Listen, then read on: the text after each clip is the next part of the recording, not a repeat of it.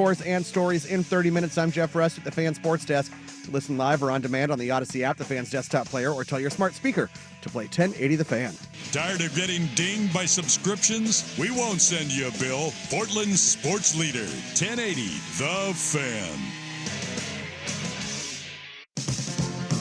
Warm up the grill, grab a beverage, and paint your face. How do you like yours, Clark? Oh, medium rare, a little pink inside. Oh, you're fine. Light or dark? This is Danny and Dusty on Conference Championship Week. Brought to you by Smartline Home Design, a trusted local architectural design studio ready to bring your dream home to life. Visit smartlinehomedesign.com. Danny and Dusty on the Odyssey app and 1080. Vicky, can I help you with that Kool-Aid? Please? The Fan. Good afternoon! Oh, Hey! Happy Friday. What's happening? Football Friday. Basketball Friday. Don't try that. You Stop trying to make fetch a thing. Whoa. Is football being played today? He knew that. Is football being played today? He knew what we were talking No. about here. Is football being played today? No, but Okay. you fail to understand, Football King. We still think of Conference Championship Week. Nay, Blazers at Charlotte. Yeah, there's a reason why all this week's Opens have been sponsored and such, and not for Trailblazers hoops. And it is a football Friday, and you should be very football-y because the Raiders didn't screw up their head coach hire. How about that? No, I'm thrilled. Huh? See? I'm thrilled. It is a football Friday. It is. Take that. Take that. And I'm honoring my guy today. In a USC Yes. sweatshirt. I am. Well, that really does make sense because you guys are still living in the times when Pete Carroll was the coach. Yep. It's a good place to be. It's warm like my Snuggie. It is. I think, is next year going to be the year where there wasn't a single recruit that was alive when... It'd be 20, yeah. Yeah, they'd be 20. So this past year, there was no recruits alive when USC had their last title vacated. It's almost like the entire history of the Oregon Ducks. Isn't that it? Well, no. They've actually played in significant games, like a national championship game. Oh, wow. Played in games. Yep. Oh, that's what we're doing now. They We're lowering that bar, are we? All right. Yeah. Okay. Yeah. I don't know if you've noticed. You should know about lowering bars. You are a Raiders fan. Yeah, 1983. That's some great mental gymnastics that you're doing there. It is like, my dad used to tell me how good the Jets were. That was never true, though. It was. They won Super Bowls. But I was like, I don't know that. That was 20 years before I was born. You know? Yeah, I don't remember Joe Namath rolling around in a fur coat. No. Before I was born, even. And Yeah. I was like, I'll elder take statesman on this show. take your word for it. A couple years, the Jets have been good. Yeah. But then they kind of like just get in their own way. And when they get something good that's going, they find a way to screw it up. Like, USC's the Jets, man. No. Really? Not in any way, shape, matter, or form. Really? They're not? No, the team that has won multiple national titles over the course of football history through various decades while having multiple Heisman winners, multiple... You can't win a Rose Bowl Heisman victories. trophy in the NFL. Yeah, if we're talking about accolades, yeah, no. They're, Well, I don't know, man. Jets have championships. When was the last one? I don't know. 1968. Okay. Was that it? 68? Mm-hmm. All right. But I hear about how good they were. Sure. Yeah. They've won their division and played for a conference championship. Joe Namath has more 3,000 and 4,000 yard seasons as a quarterback than the Chicago Bears do as a franchise. Yeah. That's still nasty. Yeah. Like, right? that's, like... I was surprised to see that, actually, because I just pulled it up. No, I a didn't think he ever surpassed 3,000 even, but Yeah. No, it's He a real did. thing. It's gross. Yeah. he threw for 4,000 in 1967. Did he really? Yeah. Wow. That's Oh, crazy. but with 26 touchdowns and 28 interceptions. Yeah. Still a Pro Bowler. But you can go back and you can look at USC played in 3 conference championship games So have the Jets. Mm-hmm. So, I mean, and they didn't win any of them, just like the Jets. Kind of sounds like USC equals the Jets. Yeah, yeah. Same thing. Yeah, I mean... Thank God you got that one conference title game. Thank God you got it. Oh, no. They have... I don't know if you remembered. They won a couple others, too. You know? In the Pac-12. No, okay. Yeah. Like 4 of them. Yeah. Like we got you triggered. No, you we don't got get you triggered. We got you triggered. That's the same thing Duck fan always does. It's like, what about this? What about this? What about this? Like, no. We're going to have to keep an eye You out for don't- crimes that occur in It's Newburgh okay. this You weekend, don't- aren't we? Golly. You don't stack Just, up I mean, at all. Triggered. In any It's way. okay, man. Shape, matter, or form. It's okay. It's okay. The- Win one.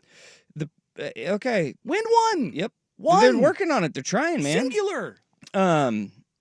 This text on the Vancouver Ford text line, USC is the Raiders, living in the past and now dysfunctional. And if they could get out of their own way, they'd have tons of advantages. No, the Raiders won't have tons of advantages. Yeah. The ownership there will not allow that to happen. Yeah. Yeah. I wish it were the case, but when your owner is cash poor, it's just not. Dang. It's not something that's ever going to happen. Yeah. But they're figuring it out. They do have advantages. Being in Nevada, being in Vegas, close to LA. Most of those advantages have come back to bite them. Yeah. You know, Yeah. like being out drunk at 2:00 in the morning and killing somebody. Yeah, that wasn't good. Uh-uh. That wasn't good. No. And But now you have the number of like incidents they've had Yeah, it's because been they're bad. in Vegas. It's been bad. It's been really bad. And a lot of them Yeah. like don't even reach the national news. They're just quietly kept in the local market. And it's like awesome. And I get you understand why leagues for so long didn't want teams there. And it wasn't the gambling. It was that stuff. Yeah, it was young people are With- going to do dumb things. With young people, lots of money and free time. yeah. Yeah, it's a very, very, very bad combination. Right? Yeah. Nothing 'Cause good happens after midnight. They like to pretend that it's the gambling stuff, but they couldn't wait to get their freaking hands on that money. But you know what's incredible though is that it's like that isn't said about New York or LA. You know, it's not said about New York or LA, but because it's different. if you think about nightlife, Yeah. and the only difference is the gambling, you know, but like when you think Legal of nightlife, prostitution and I mean, there's more. Vegas. I mean, it's Sin well, City for it a is reason. Sin City, Yeah. but I mean, Look, man, I went into a we high thinking rollers that if room. are we thinking though that if a professional athlete doesn't want to get a lady of the night, they can't get a lady of the night in any city No, that they're it's in? actually quite easy. In fact, It's like why the Super Bowl has whatever town is hosting the Super Bowl. Those numbers go. Whoop. yeah, the talent goes up quite a bit. Who was the guy for the Falcons?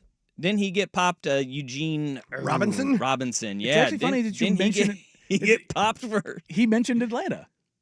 Yeah. Which is Well, he was an Atlanta player, but it was not in Atlanta. I know, but considering what we were talking about this Well, morning, yeah. do you know Miss Pat? She hops on with Shaq and I- Spice Adams on the big podcast. Well, yeah, I remember Miss Pat. She was she's an actress too, right? Yeah, she's a comedian. Yeah. Yeah. She was in Borat. I've never seen that all the way through, so I couldn't tell you. No, I don't know. She I was told in, cringe comedy. Remember, I can't do it. yeah, My wife. yeah. But she basically said that the ladies of the night have basically taken over the floor seats, particularly in Atlanta, and it's just thrown at players. And she's like, I don't know how anybody else doesn't see this. Maybe it's because I'm fat and I can just sit there and watch it and nobody sees me do it. But yeah, it's pretty out there. Really? Yeah, I mean Atlanta. Yeah. Like they just they're just front and center, huh? Oh yeah. Like if you No, she was not. watch a couple, there's a couple cities that are like that.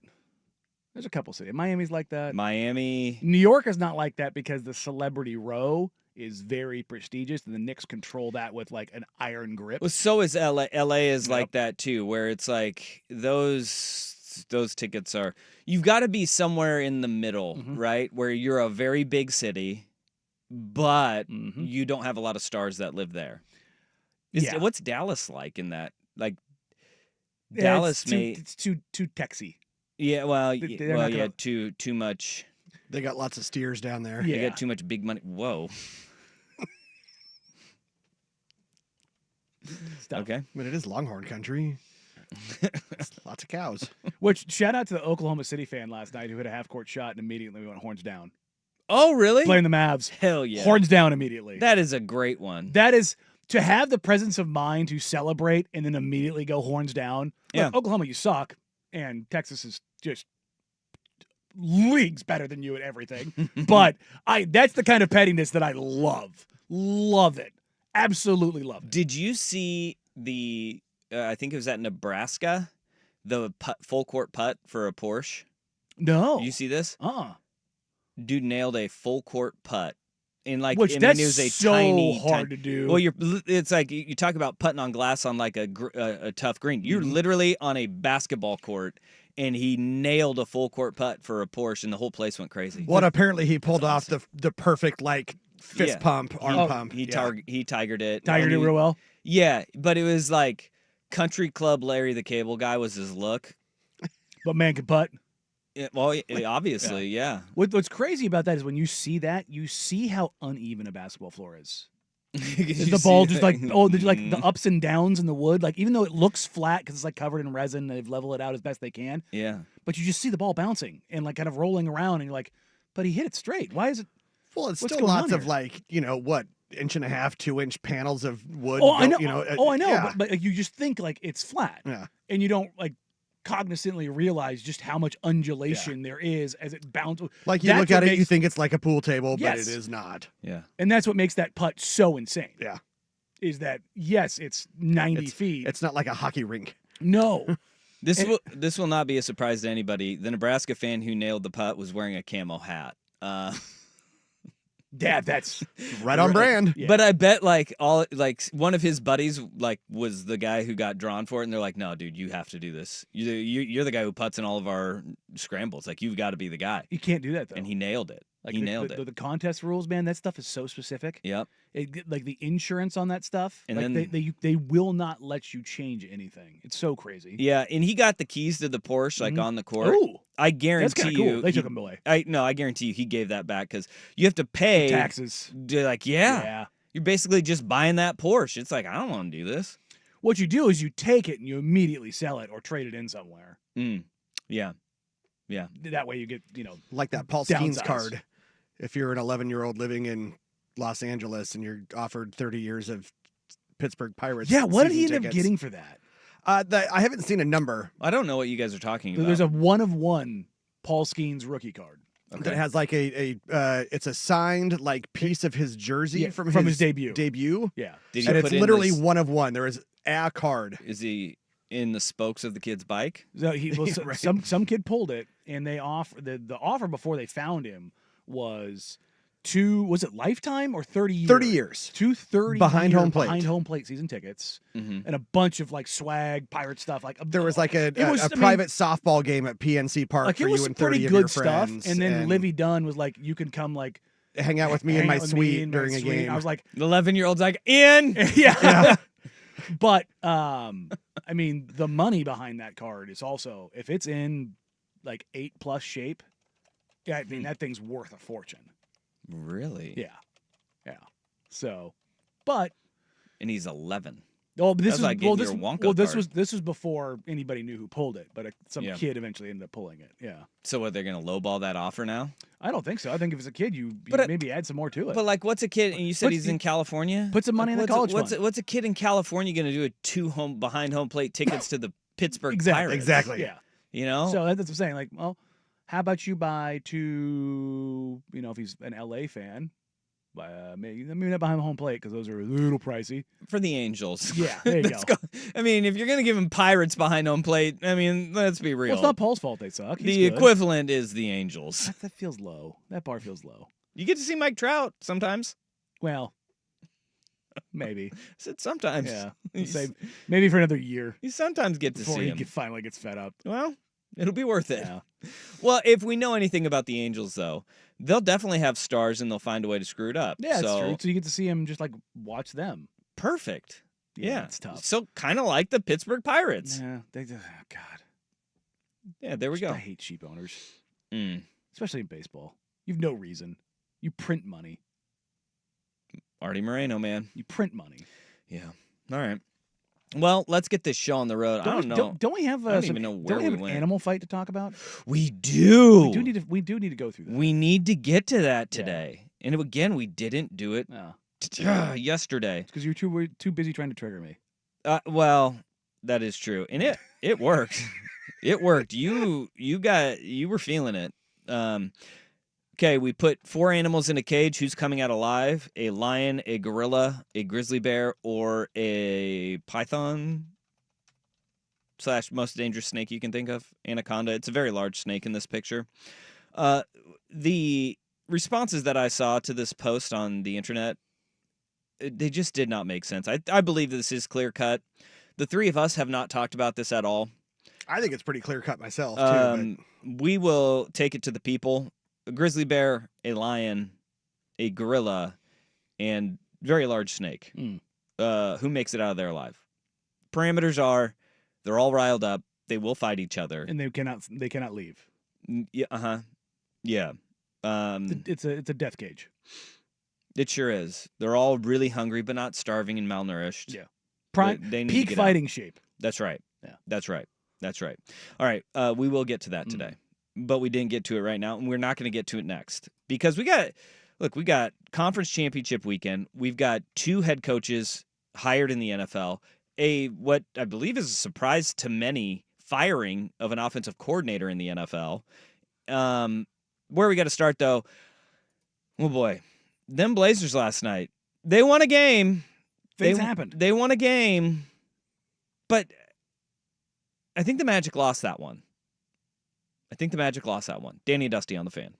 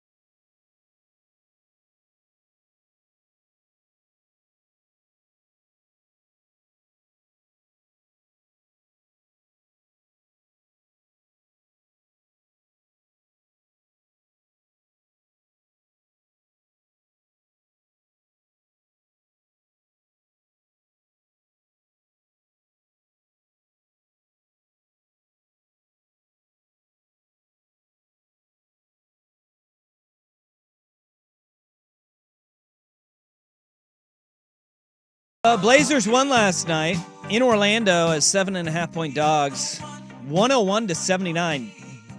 Beat the living brakes off the Orlando Magic. That was such a weird game to watch because you watched the game and you said, boy, there's a lot of missed shots on one end of the floor and not a substantial amount of made shots on the other end of the floor. No. For Portland. Portland played well, and they played well on the defensive end, but they end up winning that game, and Orlando failed to score more than 21 points in a quarter. They scored 21 in the first and did not score over that the rest of the game, and the Blazers ran away with it in that second half, especially 101-79. That was quite the game. It was 54-40 in the second half. Yeah, and let me preface this by saying the Blazers played well defensively. They did. Like the 23 defensive steals? playmaking stuff.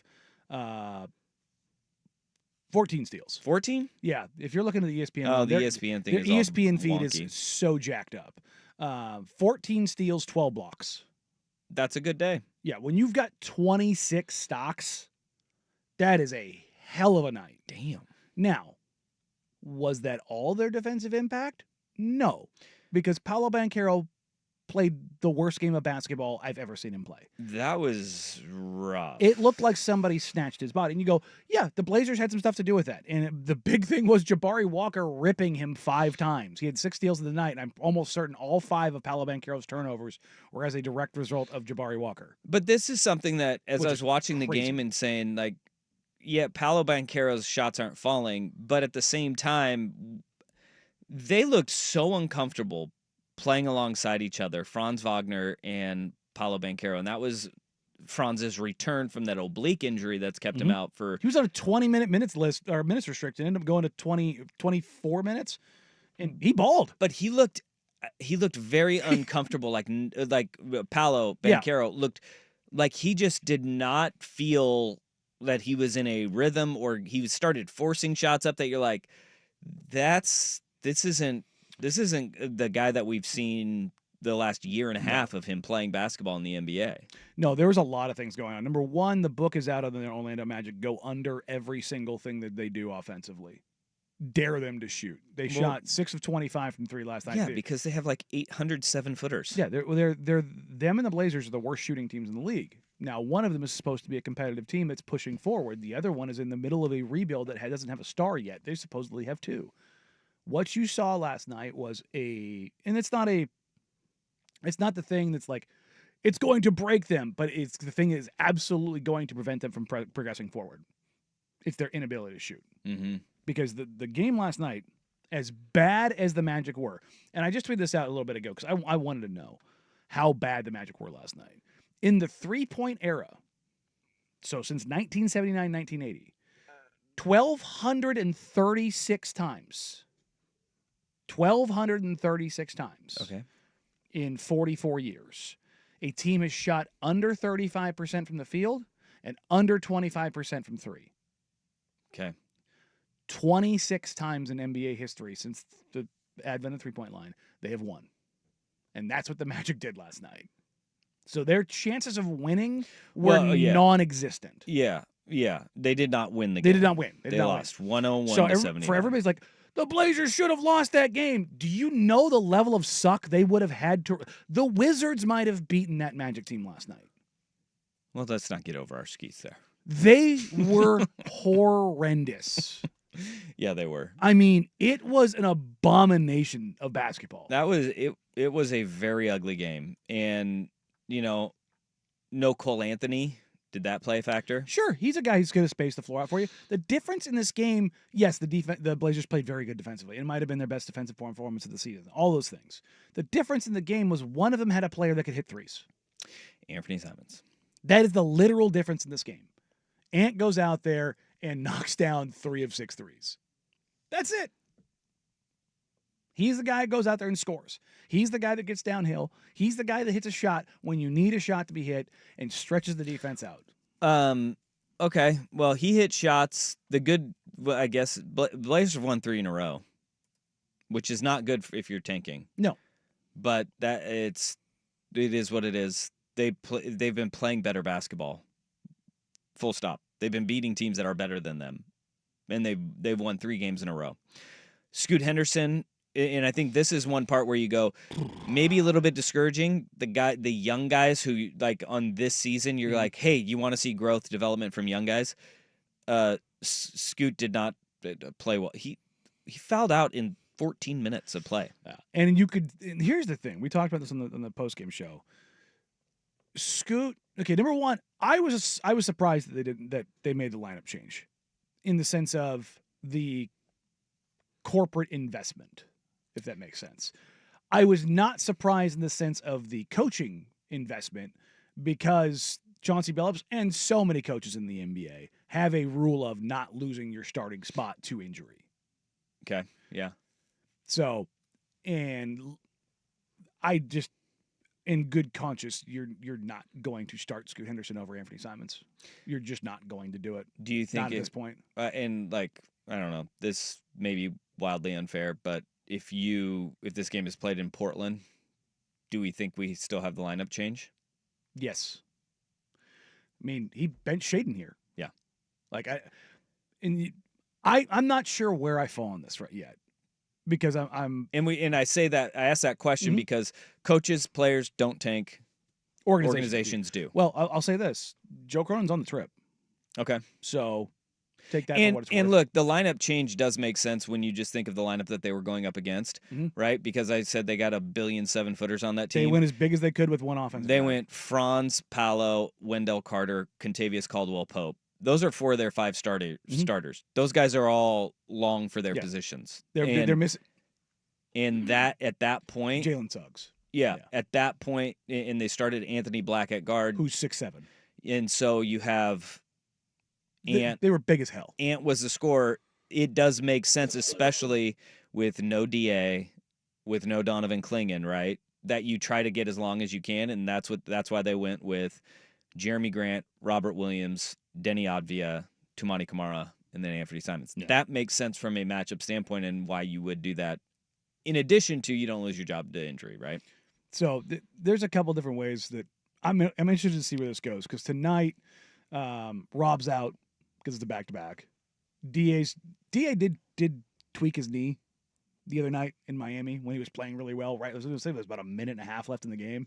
He just did something weird, and it was clearly bothering him on the bench. Donovan Clingan's making his return tonight. Oh, yeah. That's a bit of ahead of schedule. Listed as probable.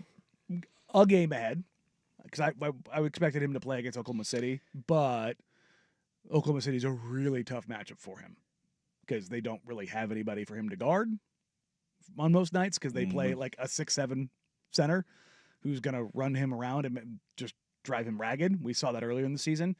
Mark Williams for the Charlotte Hornets, he's been hooping, and he's a big-time roll dive guy. Do we see a... They're not tanking the right way, right? But we've talked about the ethical tank. That's clear. Yeah. They're not succeeding at tanking right now. And that is going to be of concern come May. But if they reach a certain threshold, and I maintain this, they break that 22 win mark, it's a problem. And everybody's like, they're so close right now. I get it. They're 6 away. They also have shown 38 games to play. They can win less than 6 games. Okay. We've seen them do it, unfortunately. We've seen them steer into that cliff pretty hard. Now, if they don't, then it is a problem. Like, here's the confusing part. I don't know if this is... I'm so conflicted. Because you look at it and you say, all right, you want young guys to develop, you want them to grow, you want them to play better. And if a win comes out of that, go ahead. That's good. That was not the case last night. The vets were like, we're gonna carry this one, and we're gonna be the guys carrying the load here. And that is one where you go, well, if you're winning games on guys that may not be here in the future, what does that do for you? I 100% agree, and I wonder how different that does or doesn't look if Scoot doesn't pick up 4 fouls in 5 minutes. Yeah, that was something, man. And you could tell in that game, they were allowed to stab each other on drives. Like the level of physicality they were allowing was crazy. And I was like, oh, this is not, because when the game was that rock fighty to start, I'm like, oh, this is playing into the Orlando Magic's hands. Like, this is not the game you want to get into with a team full of 6'10" dudes who just put their head down and go. Like, they're going to win that in the long haul. But Scoot's fouls were so egregious, the refs were like, come on, dog. Can't do that. What are we doing? Like, what are we doing? So I look at that as a learning thing for him. But, yeah, I definitely was a little surprised by the lineup and Scoot's reaction by picking up that many fouls. When he came back in for his last rotation, Joe Simons said, he goes, I'll bet you a Buffalo nickel that when it's all said and done, Scoot's the leading scorer tonight. I go, he's going to foul out before the 4-minute mark. I think he came in with like 7. And it wasn't a shot at him. It was... No, it's just the flow of the game the way he was playing. And it was not even that. He had sat for so long with his 5th foul. For the most part, refs don't foul guys out when they're on 5. They don't. Like, you just end up, like, they know, like, unless you do something egregious. But when you're sitting for that long, they lose track that you're on your 5th foul. And he was already crossed the line so many times that basically they were like...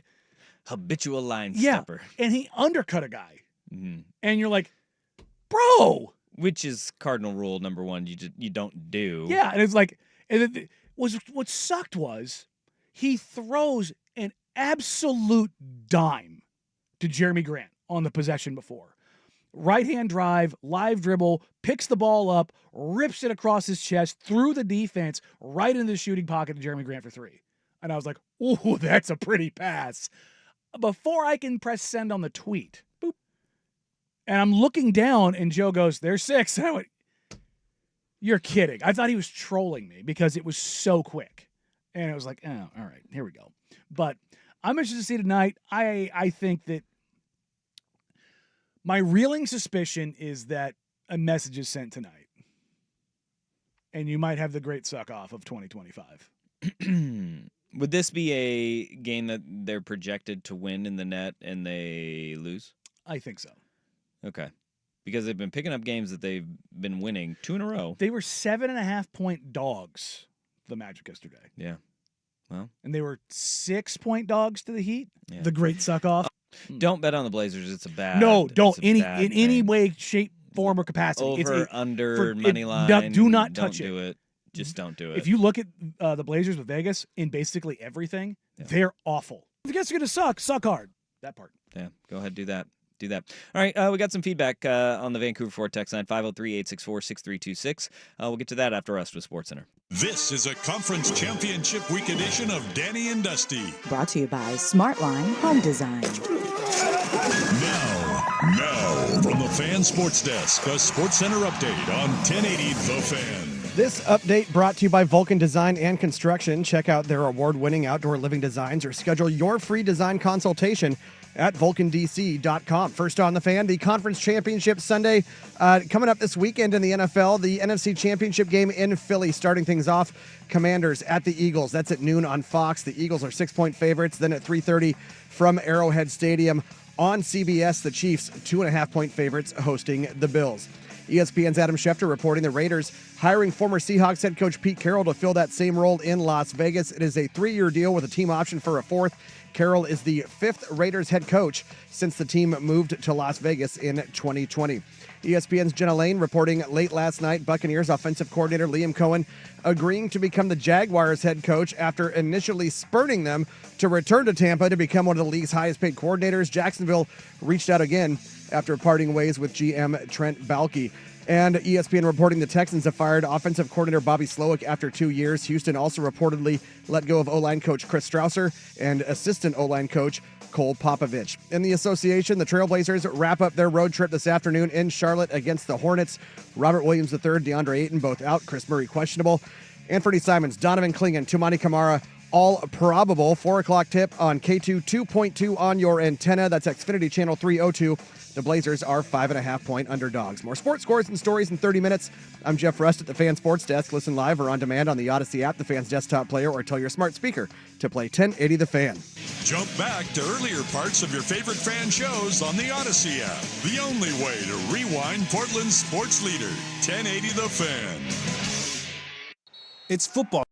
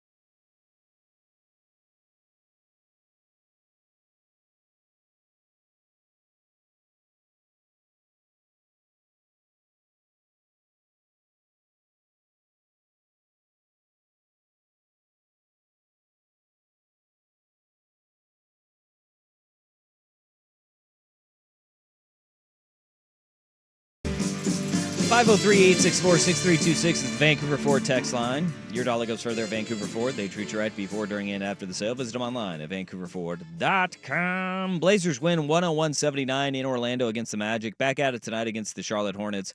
Surprising win last night. This text coming in says, changing the lineup to match up better is great, but changing the lineup and benching Shea when he's on a hot streak, that just doesn't make sense. What hot streak was Shaden on? Was that supposed to mean Scoot? Yeah, that was, well, I think, yeah. But 'Cause Shaden was brutal on the definitely not. defensive end Yeah, of the definitely floor. not. And he's been okay offensively. But Scoot, it's like if that was meant for Scoot, and Scoot has been playing Yeah. significantly better, better. you're going to send Anthony Simons to the bench? Yeah, no. That is where you want to lose a locker room right away. And here's the thing about tanking and doing it the right way Mm-hmm. is Ethical that tanking. you cannot take a vet who has proven himself and send him to the bench, because that is a flare that you're shooting into the air for every. And I know Blazers aren't good in free agency, but you want to trade for a veteran. That is a flare of veterans don't want to be there, because there is a pecking order in the NBA. And Anthony Simons, no matter how you slice it, is better than Scoot Henderson is. And you can make these decisions around the NBA after the All-Star break. Yeah. That's universally kind of accepted around the league. And what people don't want to talk about or admit is that there are other things that motivate these things, like incentives and games played and contracts and games started and all those kind of things.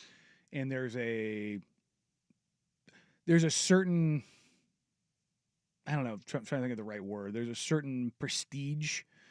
Like if you're sending a guy to the bench and he's playing, not sitting out, but you bench Anthony Simons in the sense of moving him to the bench when that is not where he is at in his career, you do not do that. What you do is you shut him down. Yes. And you say, you're not going to the bench, you're just not playing. Yeah. And that's accepted. Yes. But as long as wink, wink, handshake, nudge, nudge, contracts and such incentives are being met. I like this text. Blazers don't know how to tank. They should have stayed the extra night in Miami. Now that I can get on board with. If you're not trying to win games, just stay that extra night in South Beach. Don't go to Orlando. They had fun. That's what I said last night on the Twitters is this team can't even be good at being bad. Stay in Miami, let them let loose, and you're definitely not going to win that game in Orlando. I mean, there's no version of this team that loses to Orlando last night. It was. I think if you get hungover enough, it was generational suck. Yeah, it was really It bad. was, guys, I literally just pulled this up. Yeah. The team that has played as bad as the Orlando Magic has played last night wins less than 1% of the time. Yeah. It was 0.2, in fact. 0.2% of the time. That's just not going to happen. Yeah. Why not start the small backcourt? We would lose. Yes, please. Again, coaches and players don't tank. Yeah. And again, you're not starting Chumani. And Tu's not going to lose his starting spot to an injury. Well, I don't think Tu should lose his starting spot to anybody. He's your sweet, sweet angel. He is. I get it. I love Tu. He will not be wrong in my eyes. I love him. So, it's, and for all of the, you got to trade Jeremy Grant. Well, you got to show that he's healthy. And to do that, he's got to play. And he's been back on the floor, and I think he's been playing incredibly well defensively since he's come back. Yeah, under 2 weeks till the trade deadline. Maybe last night was a jumping off point for both franchises, though. We've heard, how many times has Anthony Simons and Orlando been linked together? He's from Orlando. That trade was floated out the last 2 seasons. Yeah. Maybe it was Franz Wagner returning and hey, maybe we should do this. I think the Magic are probably motivated to do some things. And again, like I said, Joe Cronin was on this trip. I would imagine that they probably talked some things through. Who knows if something actually comes out of it? But yeah, I would imagine. And not only that, I think Anthony Simons and the Trailblazers front office are at a point now where this summer and last year they weren't crossing that bridge of being open to a move, where I think that has changed. Yeah. All right. So, sidebar on that. Not a lot of good was coming out of Orlando. I kind of liked the Colorado rookie, Tristan da Silva. Oh, no. Tristan's a good player. I liked him. Good player. Yeah. Very good player. Yeah, I was. All right. That's my sidebar. Very much liked him. He's a NBA ready role player and another example of NIL being good for basketball. Yep. Go back to Colorado for another year. Don't be a second round guy. Come back, be the 18th pick, and be a really, really solid pro. Bingo. Yeah. So that way you don't get washed out of the league. All right. 503-864-6326. That to be the Vancouver Ford text line. Before we get to the hirings, let's get to the surprise firing in the NFL. This one kind of caught me by surprise. Danny and Dusty on the Fan.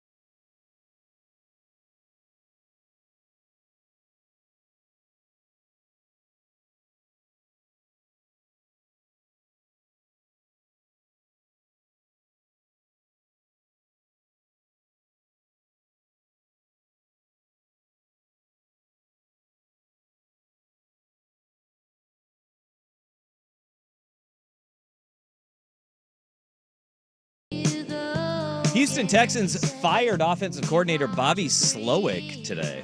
Come to Vegas, baby. That was an interesting move. After firing their president, what the hell's going on over there? Well, they had one down year. One down year. Now it's time to. The down year is after going to back-to-back playoffs and losing to the Chiefs. Yeah. Okay. Yep. That's the one right there. Well, there was some consternation with the Houston Texans offense this year because they were year one with C.J. Stroud and Bobby Slowick. Remember, Bobby Slowick was the hot young coordinator name alongside Ben Johnson last year for head coaching gigs. Like, it was like Ben Johnson, Bobby Slowick, they're both going back because they feel like they have unfinished business. And Bobby Slowick this year was widely criticized, and he was even DeMeco Ryans was even asked after the game in their playoff game that they lost what he was going to do with his offensive coordinator. He says, give me some time, I need to evaluate it. And on the surface, you have a quarterback in his second year. Sophomore slumps happen. Like, statistically, there is a regress because defensive coordinators are really good. They do slow down a little bit. They take away the things you want. The great ones still find a way to win games, and that's what C.J. Stroud did.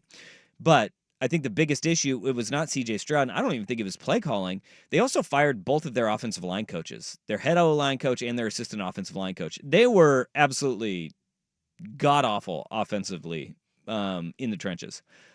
And it wasn't just allowing 8 sacks in that divisional round game against Kansas City. It was how many penalties they had over the course of the year. Like, they were just absolutely in disarray for large chunks of the season. I think Pro Football Focus had them as as far as quick pressure, 7th in the NFL. CJ Stroud was under pressure, the 7th fastest. Like, that is bananas. Yeah. It's very clear where they need to go in the draft. Yeah, maybe bolster that. But even more concerning, and this is where it kind of falls on Bobby Slowick, is that in the second half of games, their offense was far less productive than it was in the first half. The Cliff Kingsbury experience?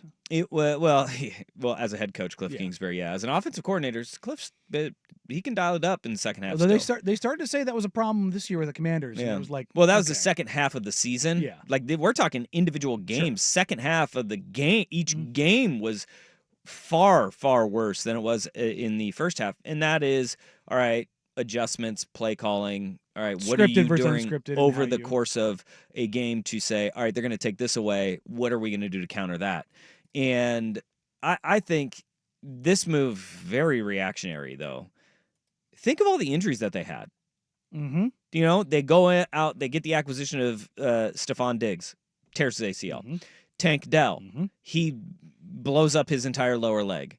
Dalton Schultz has been in and out of the lineup for most of the season. Nico Collins also was injured and in and out of the lineup over the course of this year. It's like Mixon's been dinged up. Like, you just look at their offense has been dinged up all year. And obviously you're not going to produce as well offensively. There's got to be more there, you know, especially when you hear a guy who is so revered as he was last year in Slowick. And then this year, it's like all of those slow leaks over the course of a season that get out organizationally. And then you have a week after the season's over, he's gone. There's something more to that. Whether it was butting heads with DeMeco Ryans, maybe he was, feeling himself a little bit too much as the young, hot coordinator, and ego may have gotten in the way of production and preparation. Wouldn't be the first time. It wouldn't be, but not for him. I'm just talking in NFL in general. We don't know exactly what was going on. There's something clearly going on in Houston when the president and the offensive coordinator get fired after the draft class they've had in the last 2 years, after the production they've had, after the shift of what they've had, and this is the Jaguars. That's what they do. Yeah. You fire your president, you fire your GM, you fire your coaches and coordinators because you're not delivering. Where are the Texans not delivering? That's a good question. If you're an organization right now against the Chiefs. Yeah, again, if you're an organization right now and you're looking at this, you want this opportunity. But this is good. I wonder, they have Nick Caserio, who's their general manager. He's really damn good at what he does. I think that may be where the president is going, I didn't even see that they fired their president. Yeah, it happened yesterday. Yeah. Just, by the way, It was it was originally announced, I think, by Tom Pelissero as a firing, and then it was clarified in a statement. And he said, edited to reflect proper language. It was a mutual parting of ways. Oh, okay. Either way, man's not there. He's getting paid to go away. Right. But they are headed in like, by all accounts, we're heading in the right direction. Like, that's what I mean. If you could put it together, you're there. What? I understand if you don't think you're there and you make some changes. Like, if you're ascending the mountaintop and you're just running up against it, you're in year 2. Thus, a bit confusing. But I mean, isn't that also the Tommy Boy leadership that's You're not wrong there. You're not wrong there, because it really is.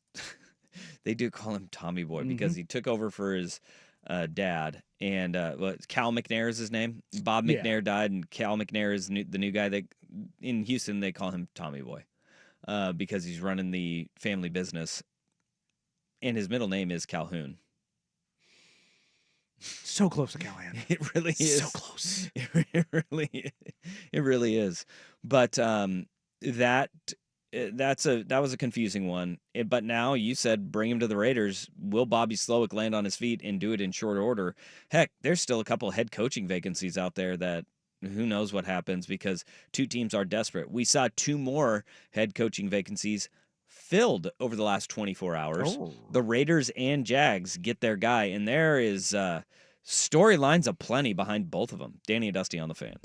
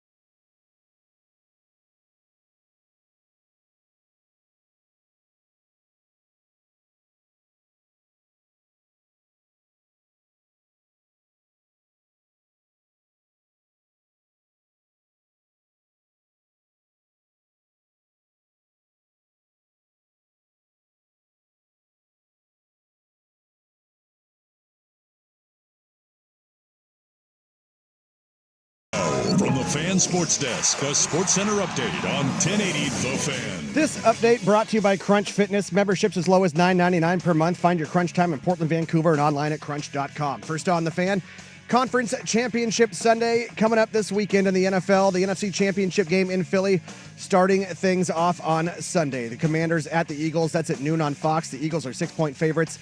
Then at 3:30 from Arrowhead Stadium on CBS, the Chiefs, 2.5-point favorites hosting the Bills. ESPN's Adam Schefter reporting the Raiders hiring former Seahawks head coach Pete Carroll to fill that same role in Las Vegas. It's a 3-year deal with a team option for a fourth. Carroll is the 5th Raiders head coach since the team moved to Las Vegas in 2020. ESPN's Jenna Lane reporting late last night, Buccaneers offensive coordinator Liam Cohen agreed to become the Jaguars head coach after initially spurning them to return to Tampa to become one of the league's highest paid coordinators. Jacksonville reached out again after parting ways with GM Trent Baalke. ESPN reporting the Texans have fired offensive coordinator Bobby Slowick after 2 years. Houston also reportedly let go of O-line coach Chris Strausser and assistant O-line coach Cole Popovich. The Trailblazers wrap up their road trip this afternoon in Charlotte against the Hornets. Robert Williams III, DeAndre Ayton are out. Chris Murray questionable. Anthony Simons, Donovan Clingan, Tumani Kamara all probable. 4 o'clock tip on K2 2.2 on your antenna. Xfinity Channel 302. The Blazers are 5.5-point dogs. More sports scores and stories in 30 minutes. I'm Jeff Rust at the Fan Sports Desk. Listen live or on demand on the Odyssey app, the Fan's desktop player, or tell your smart speaker to play 1080 The Fan. Did you score a smart speaker over the holidays? Just ask it to play 1080 The Fan. We're getting you ready for pro football's Final Four. You know what's going to take? 60 minutes of physical football. Our very best. This is a Conference Championship Week edition of Danny and Dusty. Brought to you by Smartline Home Design, a trusted local architectural design studio ready to bring your dream home to life. Visit smartlinehomedesign.com. Danny and Dusty on 1080. Our 11 versus their 11 for 60 minutes. The Fan. Hour number 2, Danny and Dusty with you on this Friday afternoon. Thank you for being part of our day, letting us be part of yours, whether it's on 1080 AM, 1195 HD2, the Odyssey app, twitch.tv/1080 AM, the Fan, or YouTube's Party Animals on youtube.com/1080 AM, the Fan. Let's party on, party people. It's Conference Championship Week. We'll dive into all of the matchups as the show goes on. Hour number 1, talked a lot about the Blazers. Surprising win. We got Danny triggered. It was surprising and not surprising at the same time. The win? Yeah. Well, I think it was surprising. It was surprising in the general sense, but not surprising considering the way Orlando played. Well, yeah, that is true. We have 2 head coaching vacancies filled. Now we are down to 2 more. There are 2 more. You know, the Saints don't have a coach yet, nor do the Dallas Cowboys. I'm putting money on Schottenheimer to Dallas, McCarthy to the Saints. I think the Saints are waiting for Joe Brady's season to be over. Think so? Yeah. Okay. I mean, if you're going to hire Mike McCarthy, just do it. Sure.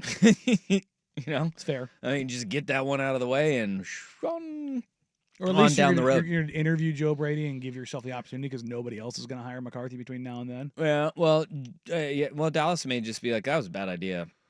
Nobody wants this job. We're down to Brian Schottenheimer, Jason Witten, and Dion, so no.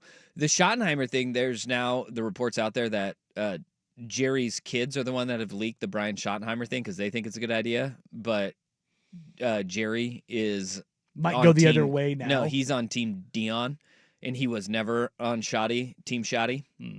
Yikes. So they had a 5-hour interview with Schottenheimer yesterday, so let's see.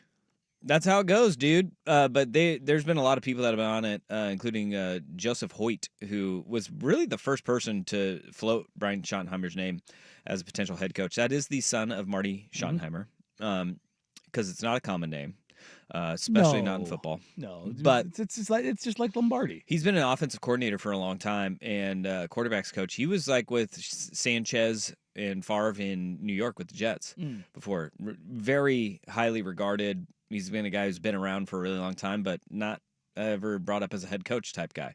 So that'll be interesting to see. That's the guy you want to hire. The guy who's never brought up as a head coach. Means not a lot of people are going to want that job. Well, Kellen Moore could be in the mix there too, because you know that Jerry Jones loves Kellen Moore, and they're still playing this weekend in the conference championship game.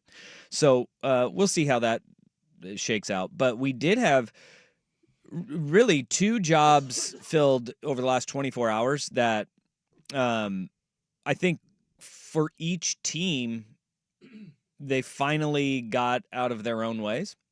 And your Las Vegas Raiders, Danny, hired Pete Carroll to be their head coach. A 3-year deal for Pete Carroll.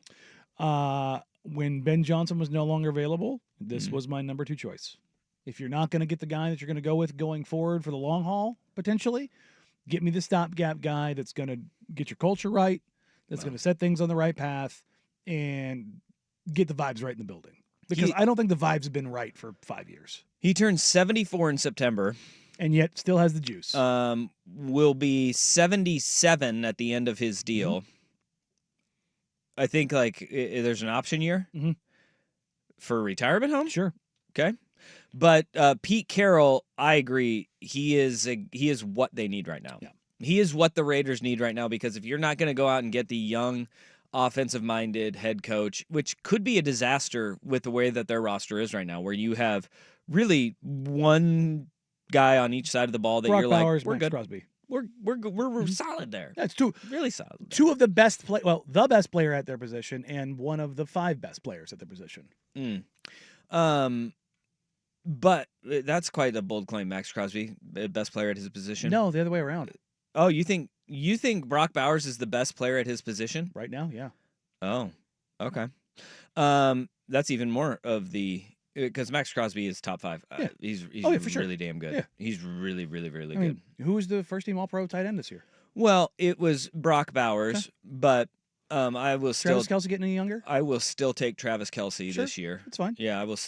I mean, going into next year, who's the best tight end in the league? I don't know. We'll see. He's good. He's really good. He's really good. He's really all they have, though. Oh, yeah. Listen, I'm not disagreeing. I'm just saying they have 2 guys that are very, very, very good at what they do. Outside of that, it is barren. It is very barren. Here's the thing. They have plenty of, good players. Just good. That's all. Mm-hmm.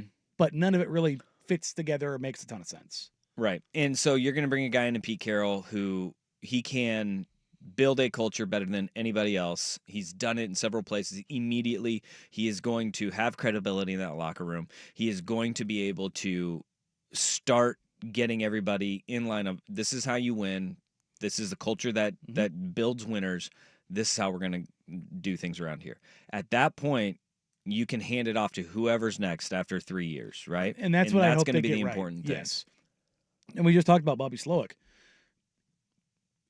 His offensive mind, his creativity, and the stuff that you've seen from him, he's exactly the kind of coach I think you need to be looking at. And if whatever the rumor mill is that, him and C.J. Stroud didn't see eye to eye, or there was some organizational dysfunction, whether it be between D'Amico Ryans or from Caserio in the front office now, go live under Pete Carroll for 3 years. Learn how to be a dude. Mm-hmm. That's what he does. That Pete Carroll, the relationship management stuff, that's what he does better than damn near everyone. Yeah. Go learn how to do that. And it's not like there's some coaches, McDaniels, that can't. Yeah. Cannot learn, will not learn. They're just not going to do it. They're just stubborn. They're a pain to deal with, and they're just coordinators for life. Fine. That's go do that. There's nothing wrong with that. But there are plenty of instances where coaches have gone and failed, i.e. Pete Carroll, learned and figured it out. Yeah. That's a thing that happens. More often than not, that's what does happen to every young coach, whether it's as a coordinator or as a head coach. When you're in Andy Reid, remember how when we were growing up, how much he got pummeled for his inability to manage games, to win the big one, to put together a game plan, to not get beat in the second half. Now we talk, you ask somebody half our age about Andy Reid, he might as well be, Don Shula. You know what I mean? He's never made a mistake in his life. And it's people tend to forget those Eagles years where he was, the 24/7 sports news cycle was him getting skewered. Yeah. So go nail your coordinator hires on the offensive and defensive side. I'm very comfortable with Pete picking the right guy on the defensive side. That's where he lives. But totally cool with that. The offensive side, it's been up and down in Seattle, but if you go back further to his time in USC, he did bring in guys that were very bright and very forward thinking. That's a long time ago, though. Again, That's a really, really long time ago, and we'll see kind of where Pete goes with that, and really what John Spytek, who the new GM is that they brought in from Tampa, what he has to say about that, and what Tom Brady has to say about it too, because Brady has got more and more power and leverage in that organization as a minority owner than what I think a lot of people assumed he would have from the onset of it.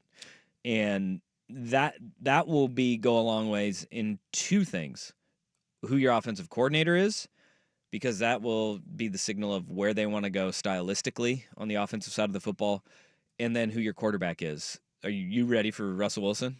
God, no. No. No, I don't want anything to do with that. No, on the... All right. Well, I mean, you remember what Russ said about the relationship. Yeah, okay.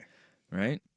Well, here's the thing. You can talk about that all you want. He said that why would anybody... People are just trying to rip him apart. Look, Diana Rossini... He doesn't have hate in his heart. Diana Rossini was Russell on Wilson is going to be the next quarterback of your Raiders. Diana Rossini was on with Ryan Russillo, and you talk about the Tom Brady stuff, and I think this is going to inform the quarterback side of this, but this is what Diana said about Tom Brady with the Raiders. Take me through some of the Raiders stuff here. Let's just start with making it really clear that Tom Brady is running everything in Vegas. Now, that being said, he's not working with a lot there. Like, up until 2 days ago, I had somebody in the building say, we have no idea what we're doing. Like, they had no idea what direction that Brady wanted to go in terms of a head coach. And they land on Pete. This September, Pete will be the oldest NFL head coach. I could totally see this being a situation where this is a placeholder, where Pete comes in, straightens it up, cleans up some of the mess that was left behind, gets this thing on the right track. And hey, if he has success with it, great, let's run this thing out until he's 80. But if he could at least get this thing up on its feet, then maybe in a year or two, the hot coordinator can come in and Brady can go get his guy. Take me through. Oh. Yeah. Mm. Stopgap. Find a guy that's there. Don't worry about the quarterback right now. Justin Fields. No. Russell Wilson. No. I think if they Daniel Jones. Honestly, I think if they're going to go anywhere, I think it would be Darnold. But Darnold may be wanted by other teams. Sure. You know? But, and again, that's where I think she kind of alluded to it there, at least in general, of like how Tom Brady is doing things and or the impact that he is having. One, they got Ben Johnson in the room, where in the past that wasn't going to happen. Mm-hmm. And that has always been my beef with Mark Davis, is that he's the different. If we talk about the stuff with Jerry Jones and the Jones family, he still has some pull, even with his level of crazy. Yep. Mark never had pull. And God knows he does not have the pull of Al Davis. Al Davis, until things went crazy at the end, Al Davis had damn near more pull than anybody in the NFL. He was the big swinging you-know-what at the table in NFL meetings. He was the guy that the league looked to for a long time. And those final 10 years were really rough. And all that cachet, all of that stuff went away. And Mark never had a drop of it. And it's gotten worse. So Brady, look, I hate what Tom Brady did to my franchise.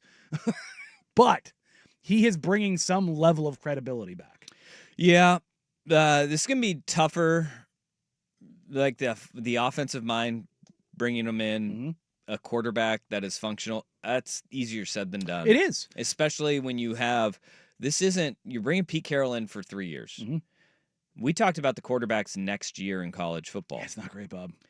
It is going to be a difficult climb because this 2 isn't years, just $50 million, Sam Darnold? I don't think you want that. Because you don't have Justin Jefferson or Jordan Addison or T.J. Hawkinson. Right now, I don't want Daniel Jones. I don't want Justin Fields. Right, I know. I don't want Russell Wilson. I want somebody that can at least progress the ball with Brock Bowers. That's all I'm caring about right now.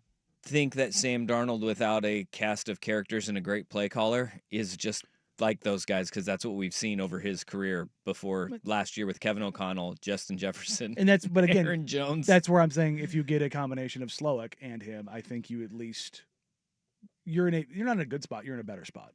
Boy, yeah, it's tough. Look, brother, have you watched this offense the last couple of years? I know, but I know you're bar- trying to do the mental gymnastics. The bar is the floor. I'm Yeah, not looking for a playoff team. I'm looking for functional growth. Yeah, I see that, but That's all. Yeah, you need dudes too. Yeah, you're not wrong. I mean, that's tough. Look, in my world, I would love to just absolutely just be god awful. Mm-hmm. Be god awful and get stacked back to back top 2 picks. Yeah, I mean, I would be buying what you're selling if you had a quarterback, right? Yeah, 100%. Like that's the most desperate thing is like. And these next 2, this draft and the way things are shaping out right now, not great for a quarterback. No, or you get Shador. Oh God, Shador, Pete Carroll. Well, that's the thing. Bobby Slowick. What the NFL draft is always weird, and there are Cam teams that are going to Ward. talk themselves into quarterbacks. There is a world that exists where Dion could go so toxic that he could keep Shador from going in the top 5. Yeah, And then you're the Raiders at 6. yeah, and then you're talking yourself into Shador Sanders. I don't like it. But you're gonna do it. I won't. You will. I won't. All right, we'll talk in May. Let's check in there. I've said it before. And You are so gonna talk yourself just into so it. we're clear. It's easier for me, and I don't know why. It's easier for me to talk myself into Cam Ward than to Shador. He's not going to be there. No, I think Cam's going to go 1. Yeah, to Tennessee. Yeah. It's gonna. Hey, maybe you can have Will Levis as your quarterback. Oh no, Mason Rudolph. Well, that's worse. What is it? God, one's the mayo eater and one looks like mayo. Yeah. Whoa, that's rude. Mason Rudolph look like that? I thought he was like. He's white. I don't know. I didn't think This he is was Mason Rudolph. Yeah. No, he doesn't. No. He looks like Just because he's a Tyler Harrow white doesn't mean he's not a white. no. No, he looks like Timu Jimmy G. Like not quite the same, but you're like, well, he's not like male model handsome, but you know, I mean, look, he's a handsome dude. He does well at the bar. Yes. Yeah, no, he does well at the bar. But he's not Jimmy G, so No. it's like the knockoff version Face of it, Jimmy I did G. just fine at the bar. Huh? That's a pretty low bar too. Russ is like, if you wait long enough, oh my God, 2 o'clock happens. Yeah, just gotta wait. You got to make sure the lights don't come up first. Mason is his middle name. Oh, what's his first name? Brett. Rudolph. Oh yeah, that sucks so much more. Yeah, Mason. I would go by Mason too. Right? Yeah, Brett Rudolph He's is a bit Brett more Mason D-baggy. Rudolph the third. Oh, that's super D-baggy. Oh yeah, I definitely don't want him now. I think I would have gone by like Trey. I would have been like Trey Rudolph. Trey Rudolph. I mean, Trey Also, Murphy's name's super actually D-baggy. I think he had no good options. No, Trey sounds like. Murphy is actually he goes by Trey because he's Murphy the third. What if so he- he's third? The Murphy the third. That's what like Trey Griffey does that too. I mean, what would be acceptable? Rudy Rudolph?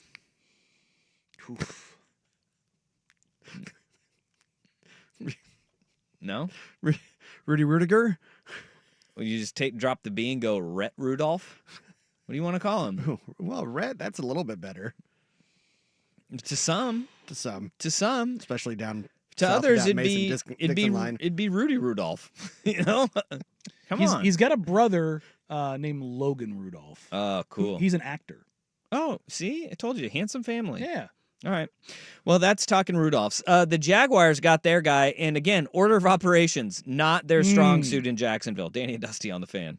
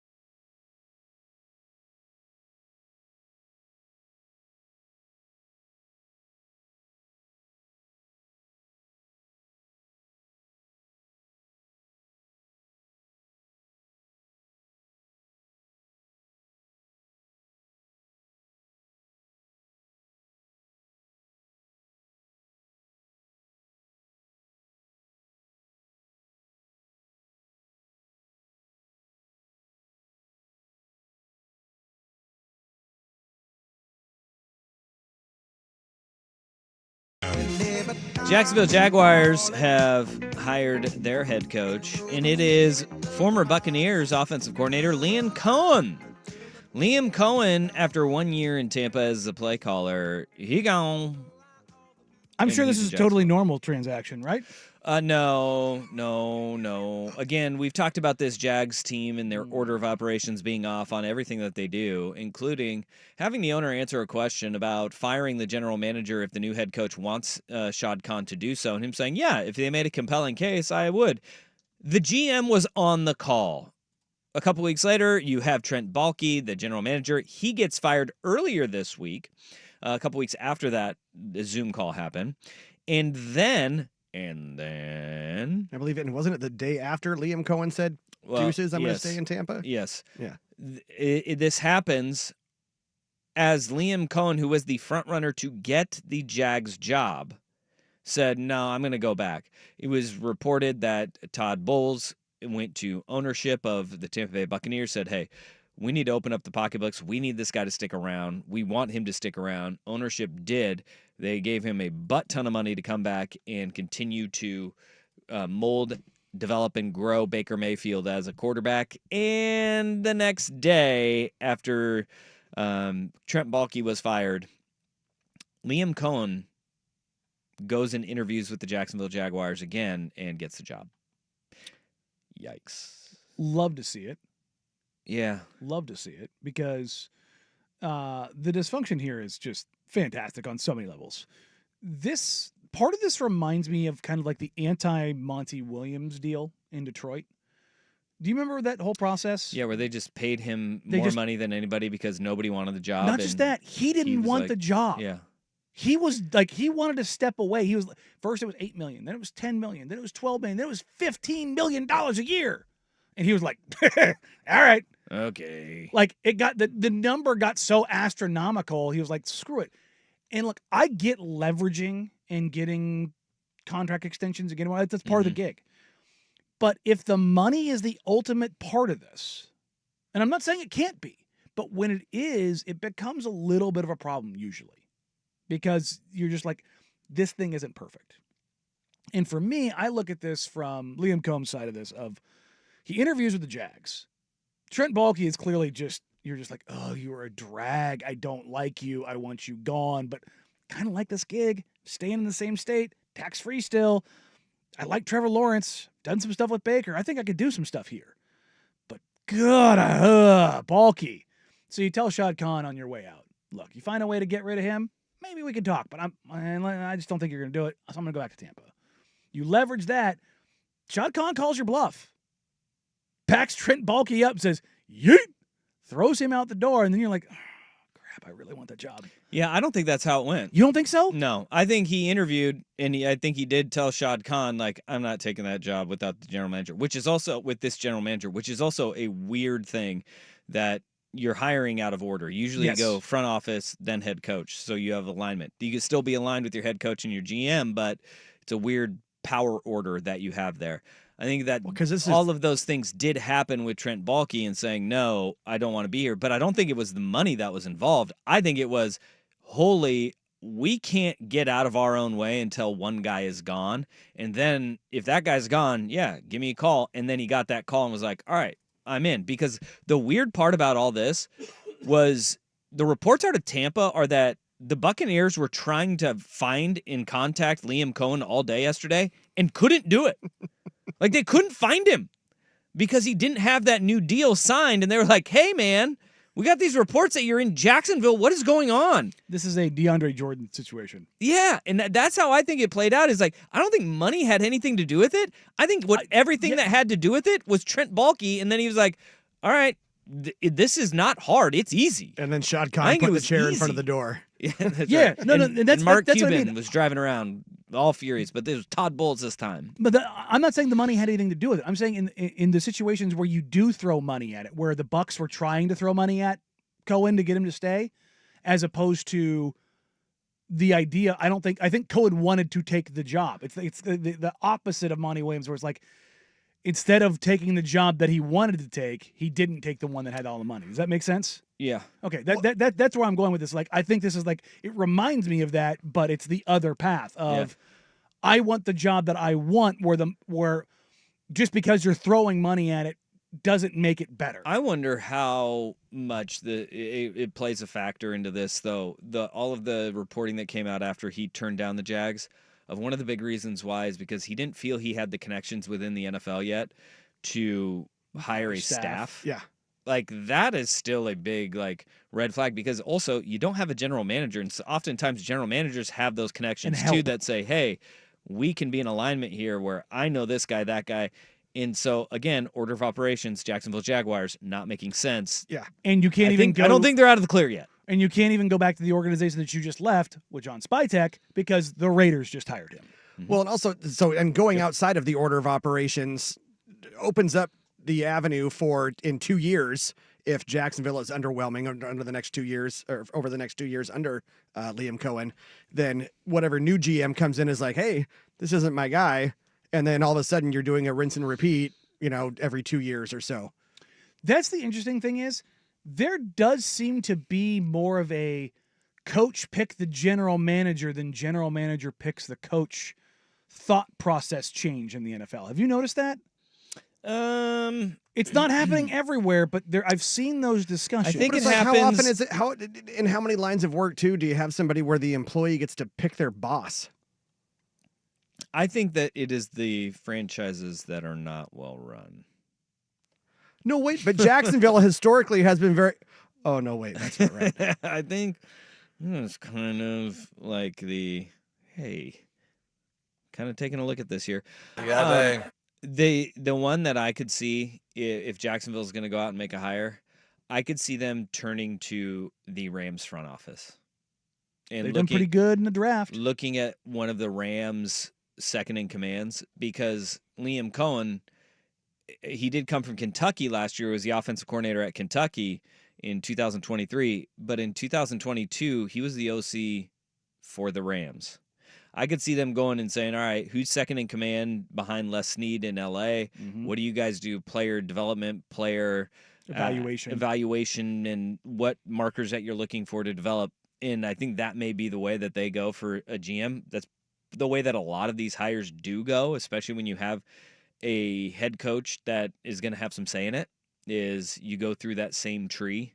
The other one, and there's a big ESPN article about this not last week. The other big one is agents, and whoever Liam Cohen's agent is going to be like, I want this guy as my GM because he's my client too. Yeah. That works out even worse than anything else. Yeah, the direct line of that is just a good way to build a strong, solid organization. Yeah. Well, it's perfect that you went with the Rams here because their player evaluation and processing. A lot of times they get it right because they draft the guy with the right name coming from the right school. Because it turns out the Raiders' Tom Telesco, I think we might have found out the reason why he was fired. Really? That's our worst day on the web community connection. First, here's Big Kahuna Sports and Update. I hear they got some tasty burgers. This is a Conference Championship Week edition of Danny and Dusty. Brought to you by Smartline Home Design. Now, from the Fan Sports Desk, a Sports Center update on 1080 The Fan. This update brought to you by A&E Plumbing, Heating, and Air, serving Portland, Southwest Washington, and the Gorge. Online at aneheatingandcooling.com. It is hard to stop a train. First on The Fan, Conference Championship Sunday this weekend in the NFL. The NFC Championship game in Philly starting things off. Commanders at the Eagles. That is a noon kick on Fox. The Eagles are 6-point favorites. Then at 3:30 from Arrowhead Stadium on CBS, the Chiefs 2.5-point favorites hosting the Bills. ESPN's Adam Schefter reporting the Raiders hiring former Seahawks head coach Pete Carroll to fill the same role in Las Vegas. It's a 3-year deal with a team option for a fourth. Carroll, the fifth Raiders head coach since the team moved to Las Vegas in 2020. ESPN's Jenna Lane reported late last night Buccaneers offensive coordinator Liam Cohen agreed to become the Jaguars head coach after initially spurning them to return to Tampa to become one of the league's highest paid coordinators. Jacksonville reached out again after parting ways with general manager Trent Baalke. ESPN reporting the Texans have fired offensive coordinator Bobby Slowick after 2 seasons. Houston also reportedly let go of O-line coach Chris Strausser and assistant O-line coach Cole Popovich. And in the association, the Trailblazers wrapping up their road trip this afternoon in Charlotte against the Hornets. Robert Williams III, DeAndre Ayton are out. Chris Murray questionable.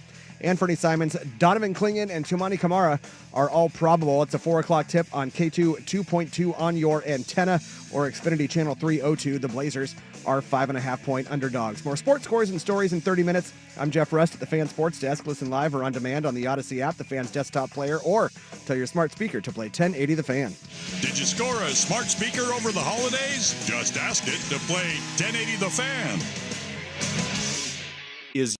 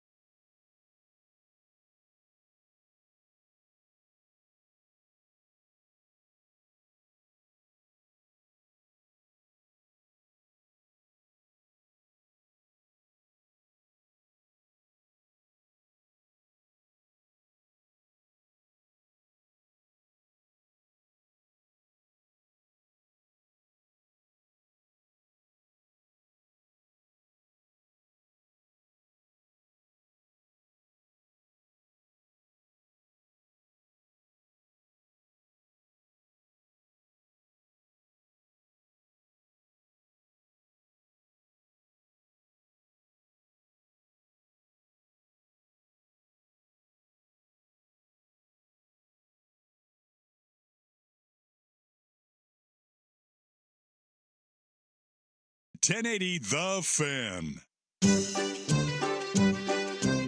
It's time for today's worst day on the web. With Danny and Dusty on Odyssey and 1080 The Fan. That sucks. I need to make one correction to this because I said might be the reason Tom Telesco got fired because I can't do years well. Okay. Because I keep forgetting it's 2025 now and no longer 2024. And this wasn't a year ago. This was the draft before. So that would have been Ziegler's draft, but also the reason why he probably got fired as general manager. If you're wondering what I'm talking about, in 2023 draft, the Raiders selected Byron Young from Alabama, the defensive tackle, in the third round, a player that had a grade of undrafted.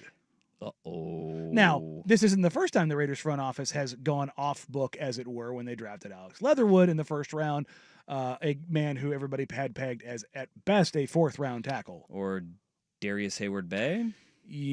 Second, I believe, was his highest grade as a wide receiver. So, ran very fast and straight-lined. Had hands of brick. But if you're thinking, that name sounds familiar, it's because the name you're thinking of is the pass rusher from the Los Angeles Rams, Byron Young, who's good. Yeah, and he was taken 7 spots after the other Byron Young. Yep. The story gets worse, though, because of the fact that, you talk about dysfunctional organizations, disorganized front offices. This is wild because the correct Byron Young, the one that is now a Ram from Tennessee, he said that he got a phone call from the front office, so they called him. The Raiders called him and his agent. And he was like, oh, this is great. I'm going to get drafted. And then he sees his name pop up and was like, wait a minute. That's not me. That's another player. And then a few picks, he's like, what is happening here? Oh, okay. Then he gets picked by the Rams. It saved him. Yes, it did save him. Here's what happened. And there's going to be a bunch of stuff to try to retcon this. The Raiders called the right Byron Young, called the right agent. Now, they called the agent afterwards and said, sorry, we had the wrong one. You know why? Because they were covering their tracks. Because somebody put the wrong card in. Yikes. So when you're handed the card and you go, all right, we're good. Yes. You make the call into the league office, or you go hand the card in to the guy that makes the final card or makes the final call into the league office. They handed the wrong card. That is crazy. They handed the wrong card. You know that as this is happening, the Les Snead and Sean McVay were sitting in the room going, or the mansion, and going, oh no, they did it. Yeah. They drafted the wrong one. Everybody did. They drafted the wrong one. And we want this guy. Yeah. And that, dude, that's why, Raiders fans, they always say, what was the demise? It was, Al Davis in his mental faculties going away. That was the demise. You can also look at, they had no plan. They never had a plan. No, after him? It was Al Davis, and every great organization does have a plan, and they've never had a plan since. This is why it's like, of course Mark Davis is going to just let Tom Brady step in and do what he wants, because Mark Davis is like, I don't know what I'm doing. No. I have known what Have I've you been doing seen for my years. haircut? Have you seen who we drafted the wrong guy a couple years ago? I mean, if you can shore that up, I think that'd be a good start. If you're looking for a sign of hope, remember the Memphis Grizzlies at one point in time, the Brooks fiasco. They thought they had a deal in place for Brooks for, God, who were they trading for? I can't remember. And they thought they were trading Marshawn Brooks. Well, the other front office thought they were dealing Dylan Brooks. Oh, boy. No, then you go, no. And that's one where But look at where the Grizzlies are now. You go, which Brooks are you talking about? Yeah.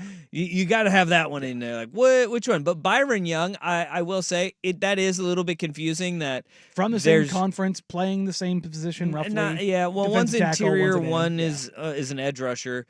But two guys with the same name, you could see how that would happen. But you know what? You literally get paid millions of dollars to make sure that doesn't happen. That's your job relies on that aspect of it. I don't let the Ron Danny meringue on the show. Nope. Mm-mm. And even when, Although I'm not sure this is the right one. but either. you're not wrong. Also, the crazy thing is, there's another Danny and Dusty. Yeah. Yeah, there Well, I is. think technically it's Dusty and Danny, right? Now, yeah. It is now. Yeah, it is. So, Yeah. but it is. It's definitely a weird spot, right? A weird spot? I would say, yeah. Yeah. Like, oopsies. Yeah, that franchise, man. We got a text from a Cowboys fan who's like, "This may be the last straw for me in the Cowboys." What is going to be your last straw? Because it feels like there should have been several with the Raiders. When I was younger, when my fandom went up in flames for the Raiders, Yeah, was Darius Hayward Bay. I put a hole in my wall. Yeah, with my fist. That's not surprising. No, I was viscerally angry. Yeah, it was a terrible pick. Yeah, people laughed at it. That and Orlando McClain. Oh yeah, I forgot about that one. That was my. I'm out. I'm done. My dad looked at me like, "What do you mean?" I'm like, "I'm done. I'm out. I can't do," because that's after Jamarcus. Because Jamarcus, you want to look at the biggest all-time failure in NFL draft history, it is that guy. There is no bigger bust in NFL history than Jamarcus Russell, especially when you consider who's drafted after him. The next three players are first ballot Hall of Famers. Have you thought about, like, over half your life now, they've been like this? Yeah. First half, real good. Second half, real bad. Yeah. Yeah. Yeah. And the suck has been so much worse than the good. Yeah. I mean, the first half wasn't that great either, though. Pretty damn good. It was pretty good. Yeah. Bo Jackson, Marcus Allen. Yeah, that was. Well, could you want to rewind to the beginning of the show where you said if you don't win titles, it's not very good? No. Because they didn't win any. I said pretty good. I was wrong. No, they went to a Super Bowl. It was pretty good. It was pretty good. Yeah, pretty good. And again, but it was John Gruden. Mm-hmm. John Gruden. They did him wrong. They did him dirty. Yep. That was the undoing of it all. That was it right there. Dang. Speaking of doing it dirty, how about some high school kids doing some nasty things on a basketball court to their opponent on a level that is heretofore unexplained? Whoa! Look, it is. Look, this is a violation. I'm very uncomfortable. That you should be, because what these kids did on a basketball court is uncomfortable. We'll get to that here next on Danny Dusty, Tanny the Fan.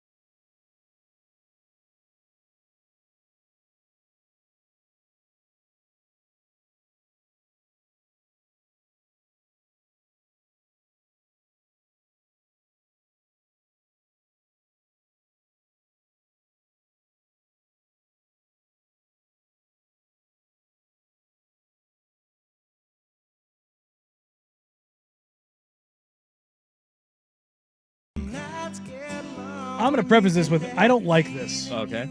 I don't like it at all. Okay.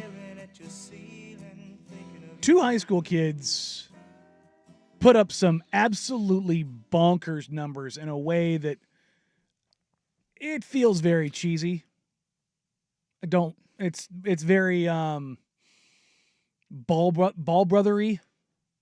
Okay. If that makes sense. Yeah. A young man set a new high school record in the state of California, scoring over 100 points. Right. 102 points. Yikes. It ties a national record from 1922 when a young man named Ed Vondra put up 122 for the Arkansas School of the Deaf. Ah, well, he was 6 feet tall. Nobody heard it coming. He was. God dang it. I mean, who is it against is the question. School of the Blind. God. His name is Nick Kachikian? Yeah, Kachikian. Kachikian, yep. Well, he scored 102 points, and look, this is kind of they play at a school apparently, the Armenian Mesrobian School, and it's a small private school down in California. They had a guy in 2003 also score 100 points. Yikes! At the same school, but here's the thing: Nick had himself quite a day by scoring 102 points. His brother, I think his brother had a better game. I don't think he had the best game in his own family that night, and he scored 102 points. Yeah, it's because his brother had 35 assists and 13 steals. No, he had a triple-double. Triple-double, He yeah. had a triple-double and did not score. Did not score. 0. I think it was 15 blocks as well. No, 15 rebounds. He had a triple-double without scoring, and it was 35, 15, and 13. Ben Simmons is like, see? That is more impressive than scoring 100 points. 35, 15, 3, and 0. Yeah. 0 points on the game because he just kept dishing to his brother. He scored 102 in 22 minutes of play. They won 119 to 25. So he scored 102 of their 119 points. Like, think about that. He shot 48 of 60, by the way. Not a bad. That's efficient, though. 48. I mean, that's giving them buckets. Yeah. But my goodness. Here's the insane thing. He took 6 threes.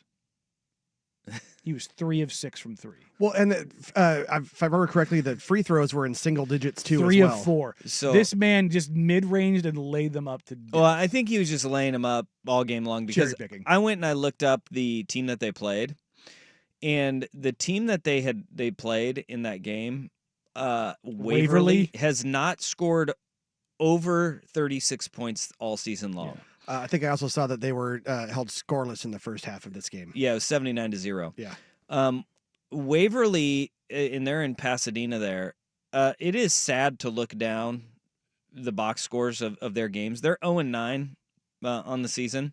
They've lost 51-19, 71-9, 79-13, 123-27, 59-18, and 119-25.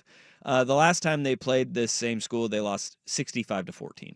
I think, if I remember correctly, there was one time in high school at Beaverton where we were hosting, I think it was Glencoe.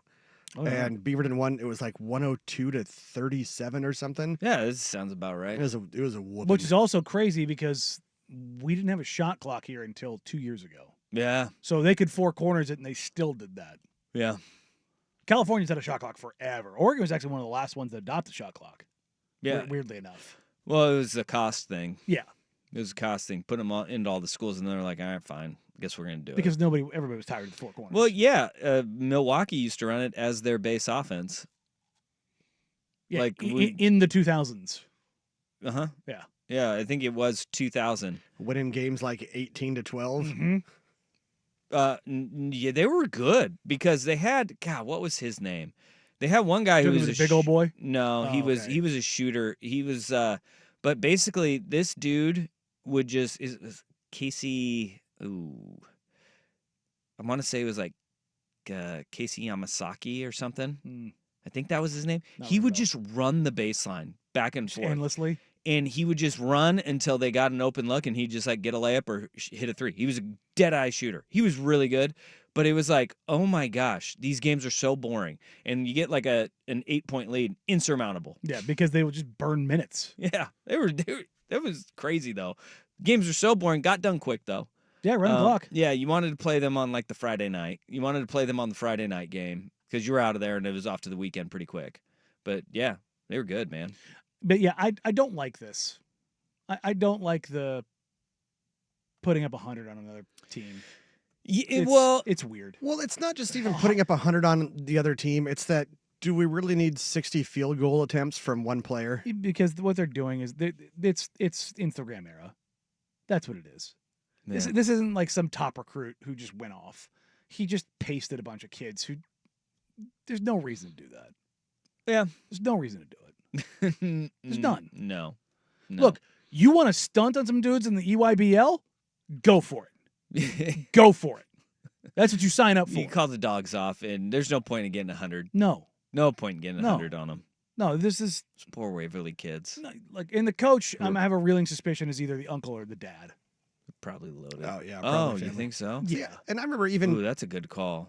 Back in my early days at look that up. Here at the Fan, but also living in our house, one of our neighbors across the street was the Jackson brothers who played at Westview, and I think at one point all three of them were on the team, set of twins, and then an older brother. But yeah, even they didn't do that, and they were talented.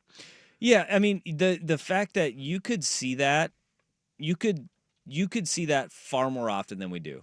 Guys getting 100. I know like Grinnell College likes to do that quite a bit. You know, it's like they'll try to feed a guy. They play a run and gun style offense. And they'll score 100, but that's college basketball.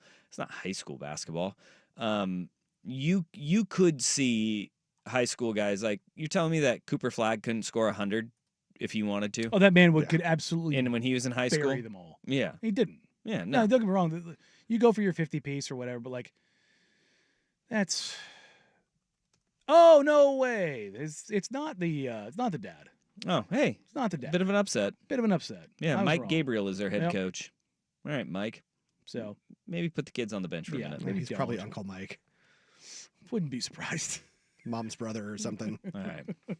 It's just nasty stuff. I don't like it. Pivoting out of basketball, it is indeed Football Friday, and we have some championship weekend football to get to. Let's get to that next year in hour 3 on Danny and Dusty, the Fan.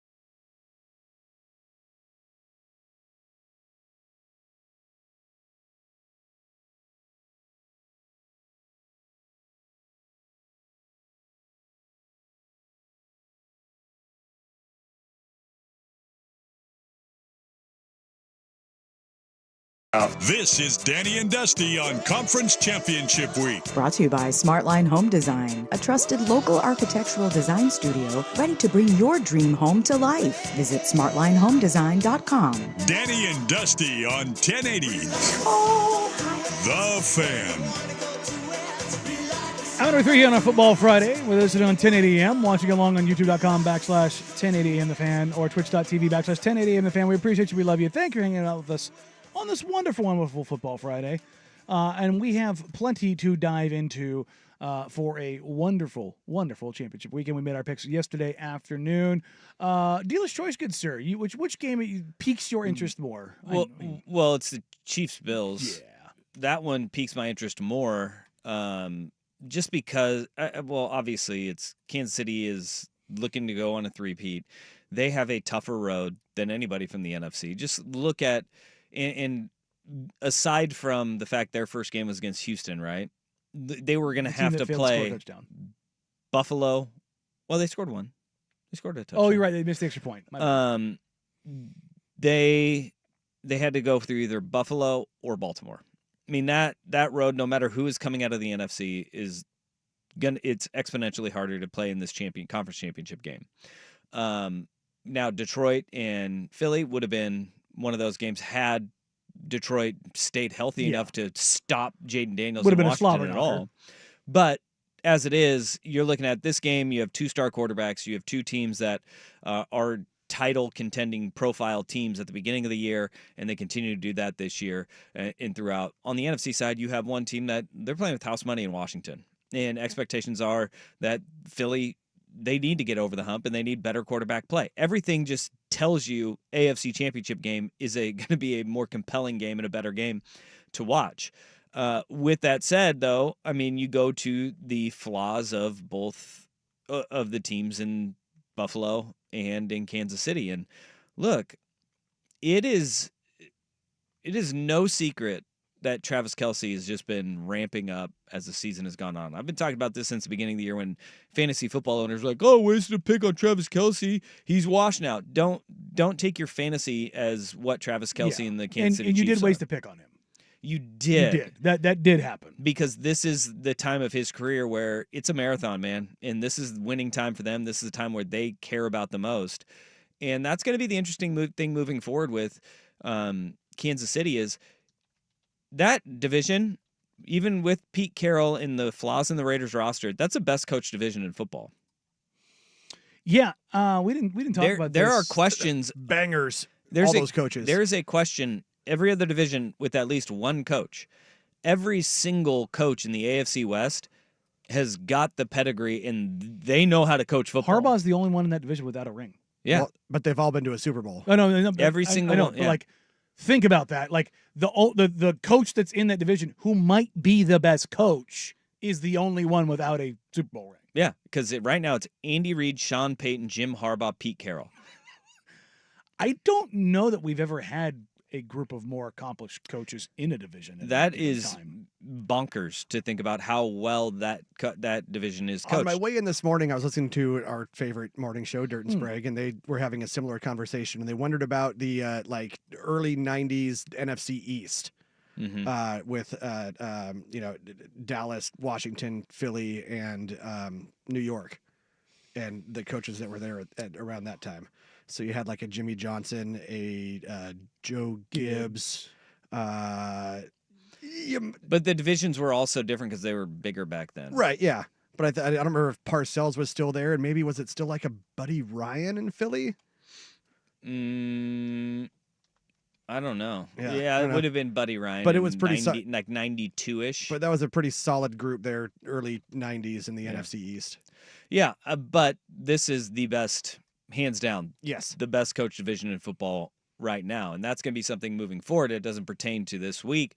But, I mean, as you look at all the matchups and you sit there and you go tit for tat, both of these defenses have played really stinking well, especially down the stretch and all season long for Kansas City.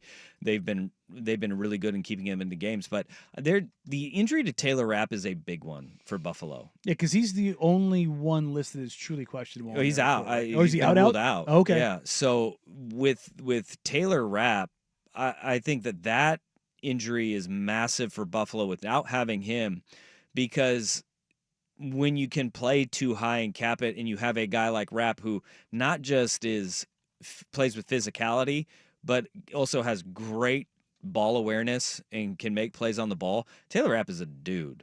And that is going to be a big one because of if you can cap Mahomes and you can keep everything in front of you, then and rally to it underneath and have that guy with really good awareness coming up and playing on ball like that.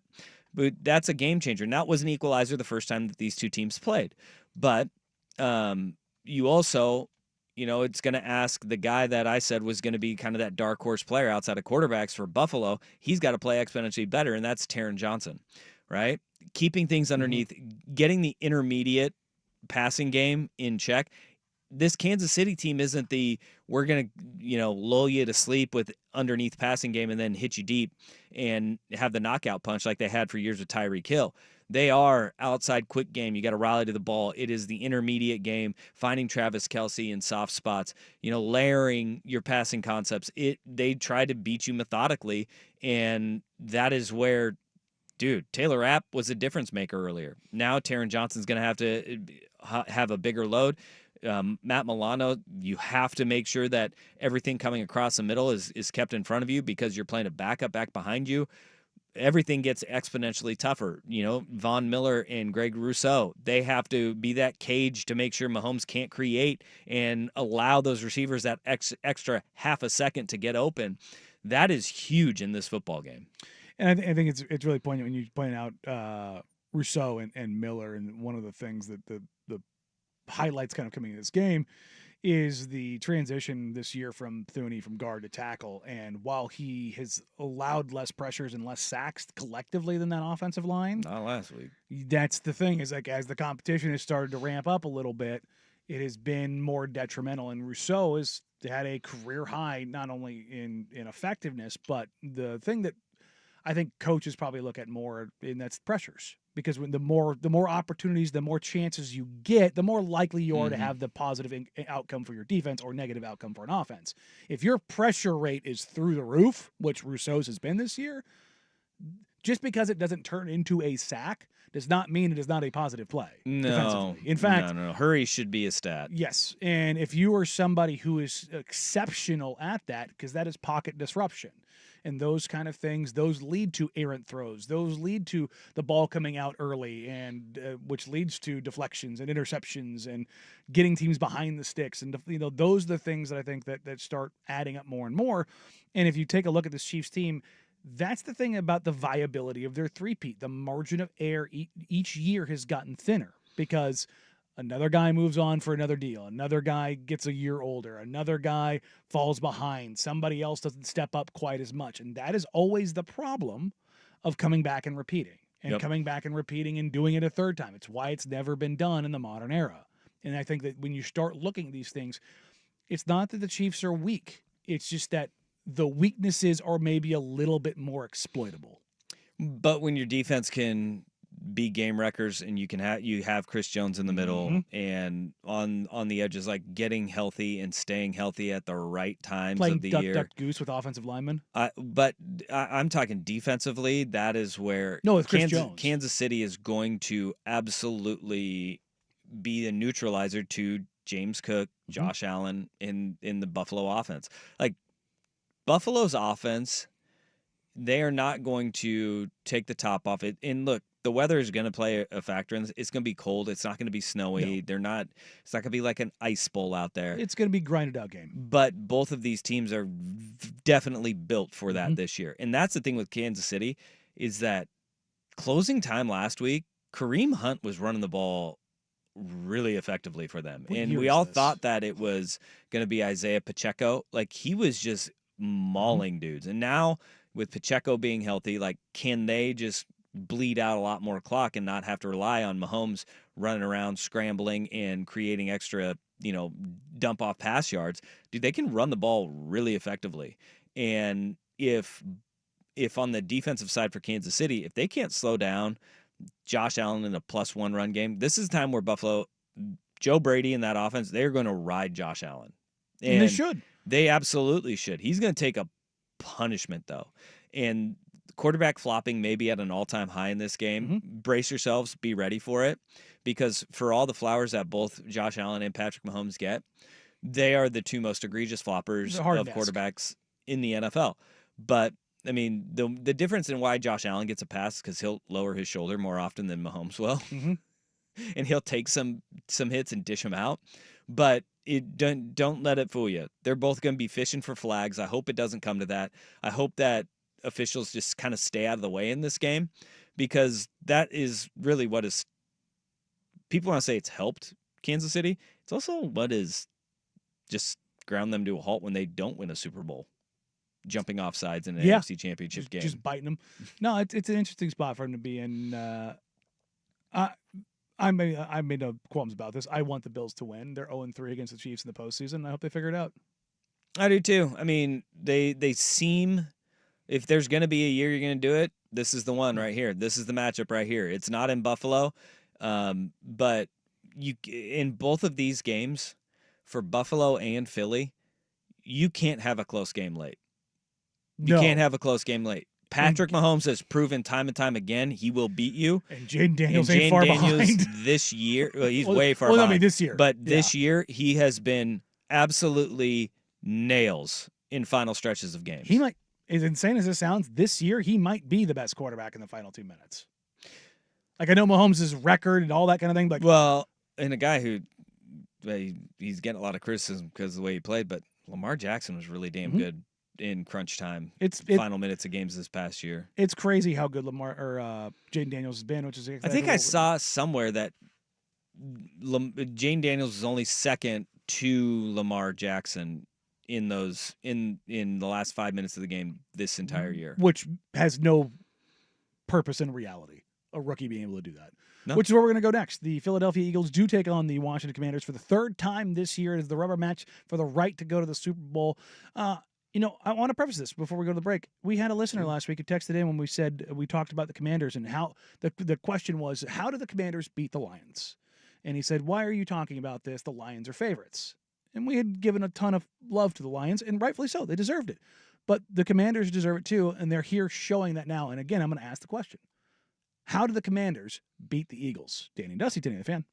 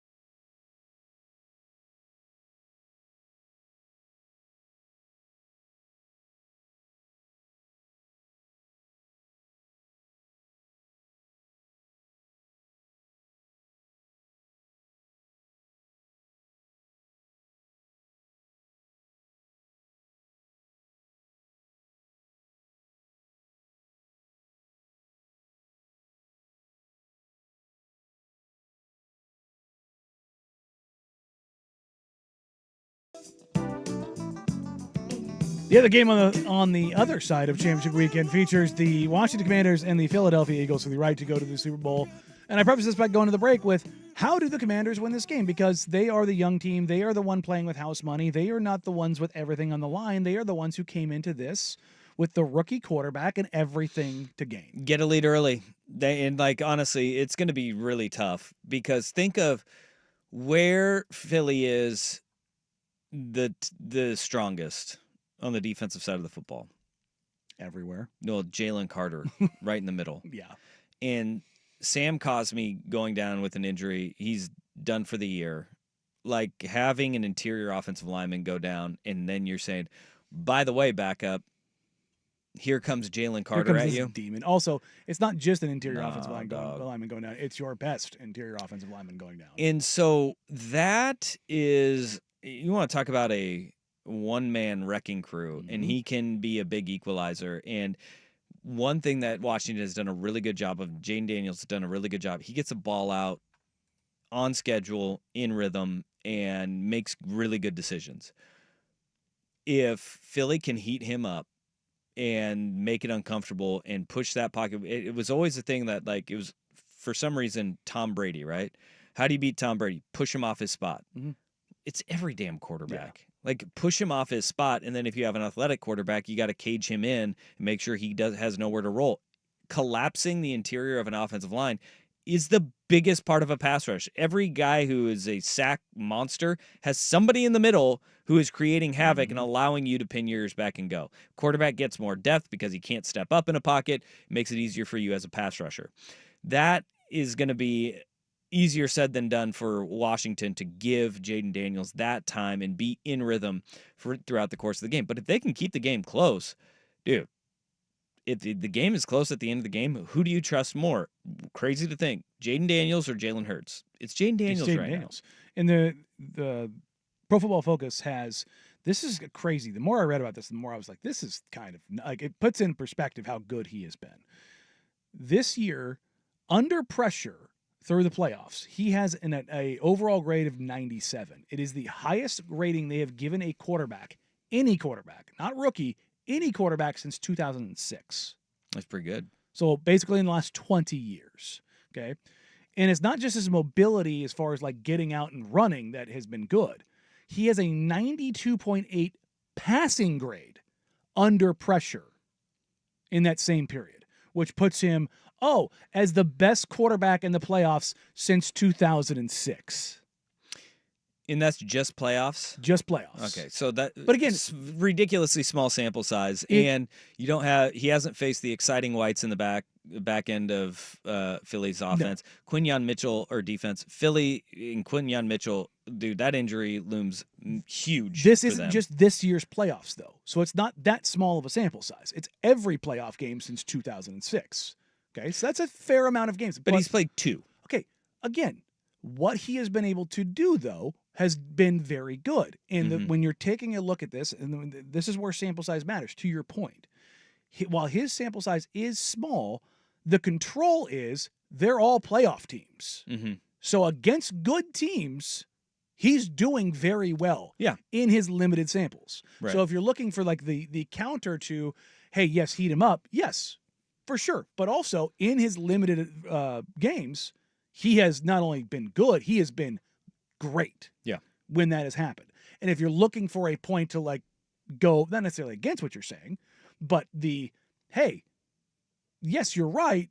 The way to get there is to be disruptive in the middle of the pocket, but he's also shown that he can handle that to this point. Right.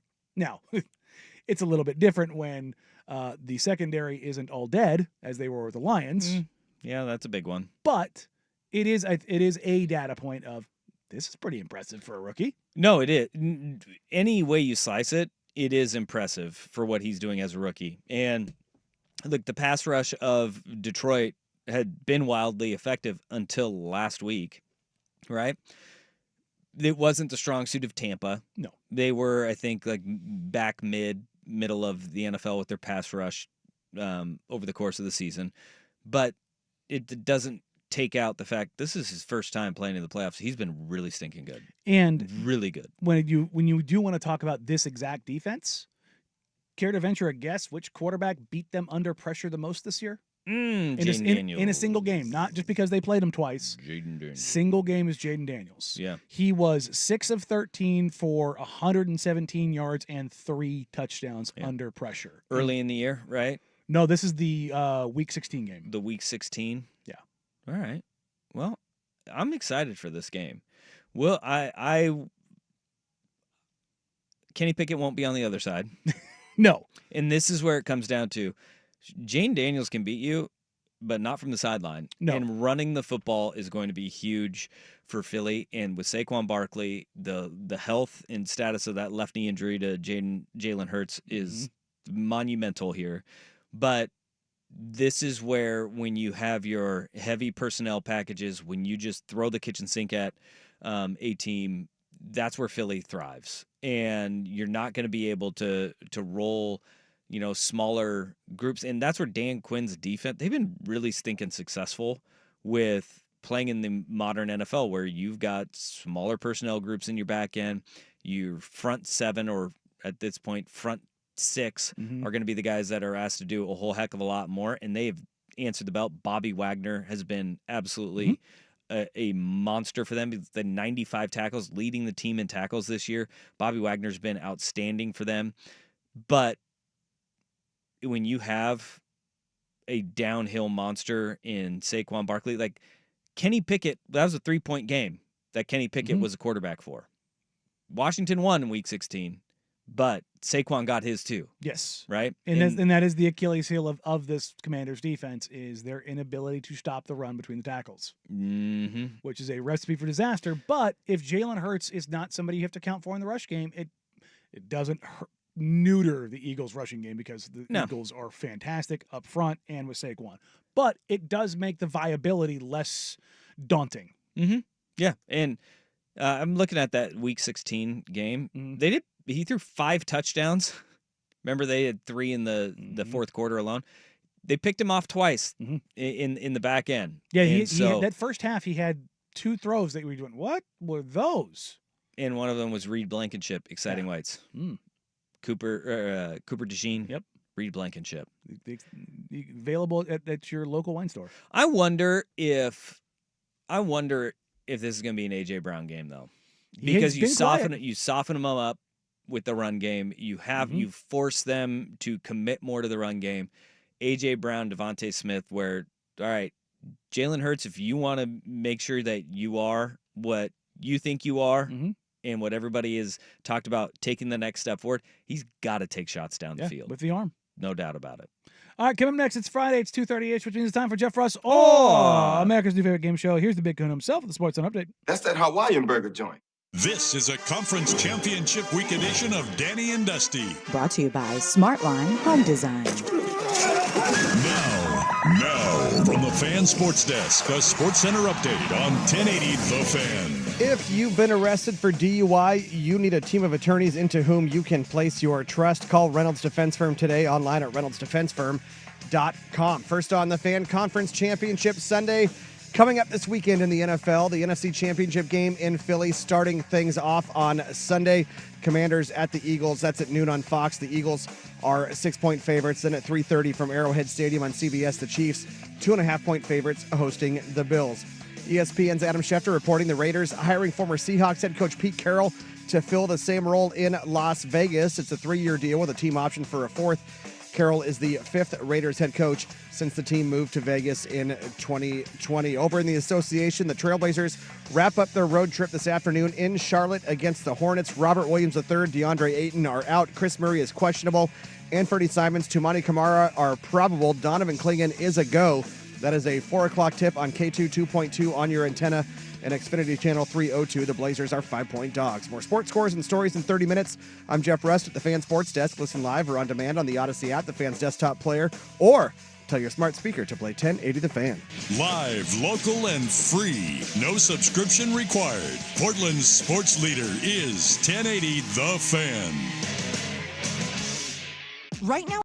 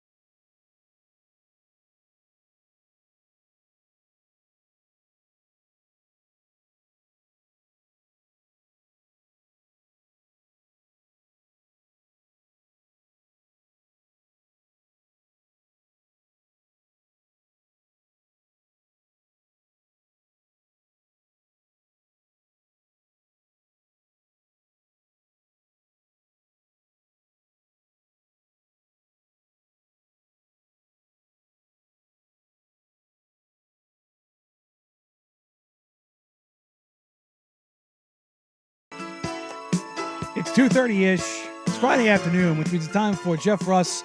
America's #1 game show. Jeff Russ, take us away. Conference championship weekend this weekend in the NFL. The NFC up first. The Commanders 6-point dogs at the Eagles. That is a noon kick on Fox. Not known how close to normal Jalen Hurts will be with his knee injury suffered last week against the Rams. Do we see them lean more on Saquon Barkley? Will the commies key on Barkley and limit him? DraftKings currently has Barkley 130-plus rush yards at minus 106. He's gone for 150-plus in 3 of his last 4 games. So, Saquon Barkley, over or under 130 rush yards? Over. I'm taking the under. It's just too big a number. I'm going over. I mean, it's not that I don't believe in him. That's insane. By the way, the one out of those last 4 games where he didn't go for 150, I think it was 119.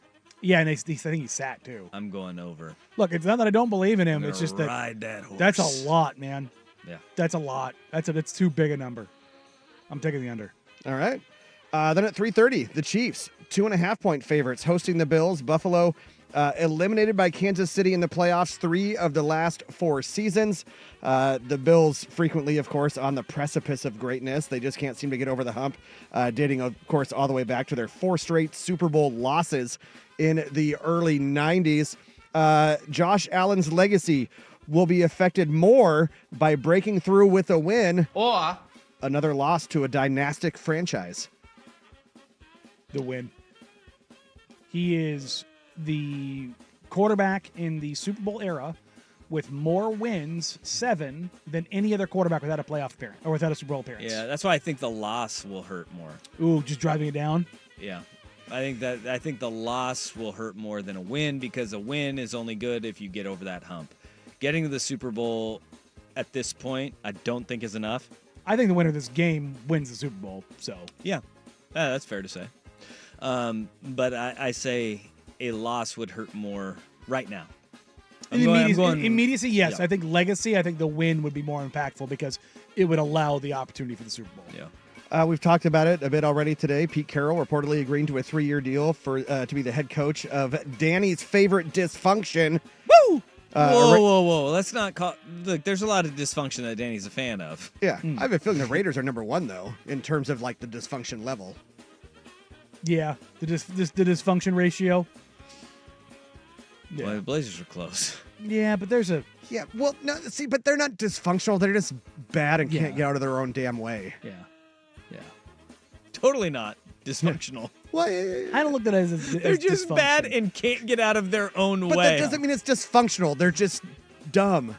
There's a difference between dumb and dysfunctional. I wouldn't go that far. I just think that, yeah, there's a lot up in the air. All right. There's a lot up in the air, and if it comes down, then yeah, it's not dysfunctional. I agree with that. All right, I agree. I agree here. Pete Carroll also loosely rumored to be in the running for that Cowboys head coaching job. Both franchises with eccentric ownership situations. I think we can all agree on that. At least you're not a Cowboys fan. So Pete Carroll, he made the right choice with the Raiders, or should have held out for the Cowboys. Oh, great! He made the right choice. He made the right choice. Danny's, of course, going to say right choice, but I back him on this. This is the right choice for him. There's no culture saving in Dallas happening. No. There's no opportunity. As long as Jerry's alive, it's not going to happen. No, because you're not going to be able to put your own culture in. Whereas, I don't think there is a culture in Vegas right now, and that's the problem. It is a big one. It's a big one. Yeah, it is. It's a big one right now. Over on the opposite side of the country, Jacksonville has had an interesting situation. Recently, of course, we said Shad Khan said on a podcast he'd be willing to move on from Trent Baalke if a new head coach weren't enamored with him. Earlier this week, Bucs OC Liam Cohen took himself out of consideration for the Jags coaching job to remain in Tampa on a new deal that would have made him one of the highest paid coordinators in the league. However, on Wednesday, Jacksonville parted ways with Baalke, and late last night, Cohen reversed course to take the Jags job. So the Jacksonville Jaguars headed in the right direction, or that franchise is still a steaming mess. It's a mess. It's a mess because the order of operations are all screwed up in everything that they do. I don't.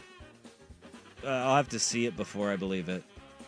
Yeah, it's a mess. Yeah, and it will be. I hope they figure it out. I do too. Trevor Lawrence deserves better. And I think they can. I think they care. Yeah, I do. Where too. there's some organizations like Dan Snyder's Commanders, I don't think they cared. GM hire is going to be big. Yeah, it's going to be huge. It needs to be not Trent Baalke. All right, we're getting up against it here, but we got time for one more quickie. Don't look now. Oh, hello. The Trailblazers 3-game win streak. They're wrapping up their road trip this afternoon in Charlotte against the Hornets. They're now 16-28 on the season, holding now the 8th worst record in the league. In what are we, year 2, 3, 4 of the tank, depending on who's keeping track. The Trailblazers stop winning or relax. Stop winning until I get to 22 wins. That's I'm gonna keep getting there and still until they clear that hurdle. Yeah, I'm saying stop winning. Yeah, I'm saying, God, it is so hard. It's so hard because like last night is a win that you want to be like, yes, it's a good win. More fun when you win. Like, but at the same time, you're like, gosh, it's not a great win, but it is. It was also a very I'm a pretzel. Just disgusting performance by the Magic. Yeah, like gargantuanly bad. Yeah, they laid a massive egg. I don't think you could have lost that game if you tried last night. No, that was a T-Rex egg they laid. So, tell you what, we'll throw one more quickie big. in here because we haven't touched on this subject today at all. Ooh, touch it. Allegiant Stadium named the home of the CFP Championship game on January 25th, 2027. Extending the college football season even further is okay. Or do we need like 3 weeks between conference championship games and the start of the effing playoffs? No, we don't. No, but also suck at SEC. The championship game's not in your backyard anymore. Ooh, yeah, good point. I think that I'm on board with the widely spread conversation of the college football season should end January 1st in Pasadena, California every year. Every year. I like it. It should. The Rose Bowl ending the college football season, you could do it. Mm-hmm.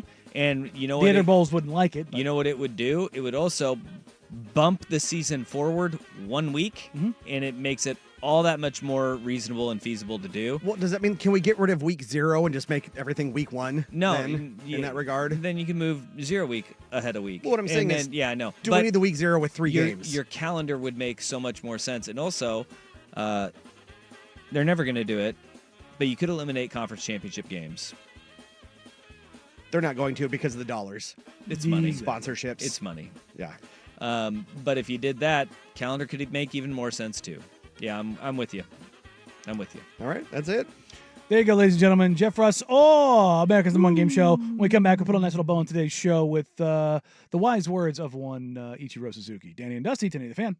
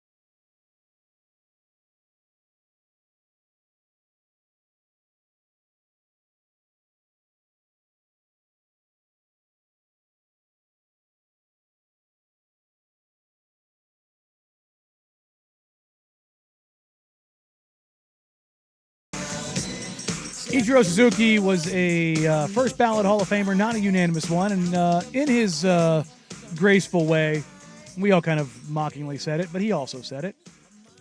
He just wants to talk. Yeah, well, no, one voter. He invited the one voter over to his house to have a drink and talk. And drown him. If I'm that writer, I'm taking him up on that. Yeah, it'd be go to Japan. He's not paying for you to get there. No. But go to Japan, have a drink with him, talk about why are you dumb? Why you are an idiot. Face the music and just be like, yeah, probably my bad. Yeah. Why are you a dum-dum? The only reasonable explanation for what he did is my bad, hand up, didn't mean it. Both Ichiro and Derek Jeter both said it didn't matter. Number one, Derek Jeter should never have been anywhere close to unanimous. Number two, Ichiro should have been unanimous. So should Ken Griffey Jr. Yeah. And yet, there's a lot of guys that should be, and he's just in that long list. The pantheon of guys that old. I'm so glad that a lot of those guys are, I don't want to say dying off, but going away. Cycling out. We'll call them cycling. How about we do cycling out? Because I'm tired of that. Well, I want it. It's like, no, go away. Stop it. I don't like you. No one likes you. Go away. Just vote for the guys that should be in every year. And there you go. If you didn't think and that's the other thing with Ichiro, like with Jeter, I could understand if it was like some Boston Globe writer. Because it's like Boston hates New York. Sure. Who hated the Mariners? No one. No one had any right to care. And who hated Ichiro? No, but even fewer people. Ichiro might have the highest approval rating of any athlete in the modern era. Yeah. We don't know anything about him. Did you see the clip of Mariners girl? The girl that Ichiro went over to the stands and touched. They brought her back to throw at a first pitch. Yeah, that was great. That was fantastic. That was great. And then surprised her with Ichiro to catch it. That was great. Yeah, Ichiro's awesome. I love it. All right, hey. Conference championship weekend. Hey-o. I'm hoping for Bills, Commanders. I feel like Left we're going to hand get up. Chiefs, Eagles. Who are we? The Commanders. God, such a bad song. Oh, God. It was worse than I thought it would be. Told you. You told me it was going to be bad. Told you it was really bad. Yeah, it was worse. It was worse. It's still better than the... No, it's not. That guy's a legend and an icon. And it's the Colts, All right, up next, you got 4 hours of power from their mouths to your ears. Primetime with us. Good Souk. Have a great weekend, everybody. We'll see you Monday from noon to 3 right here on The Fan. Bye.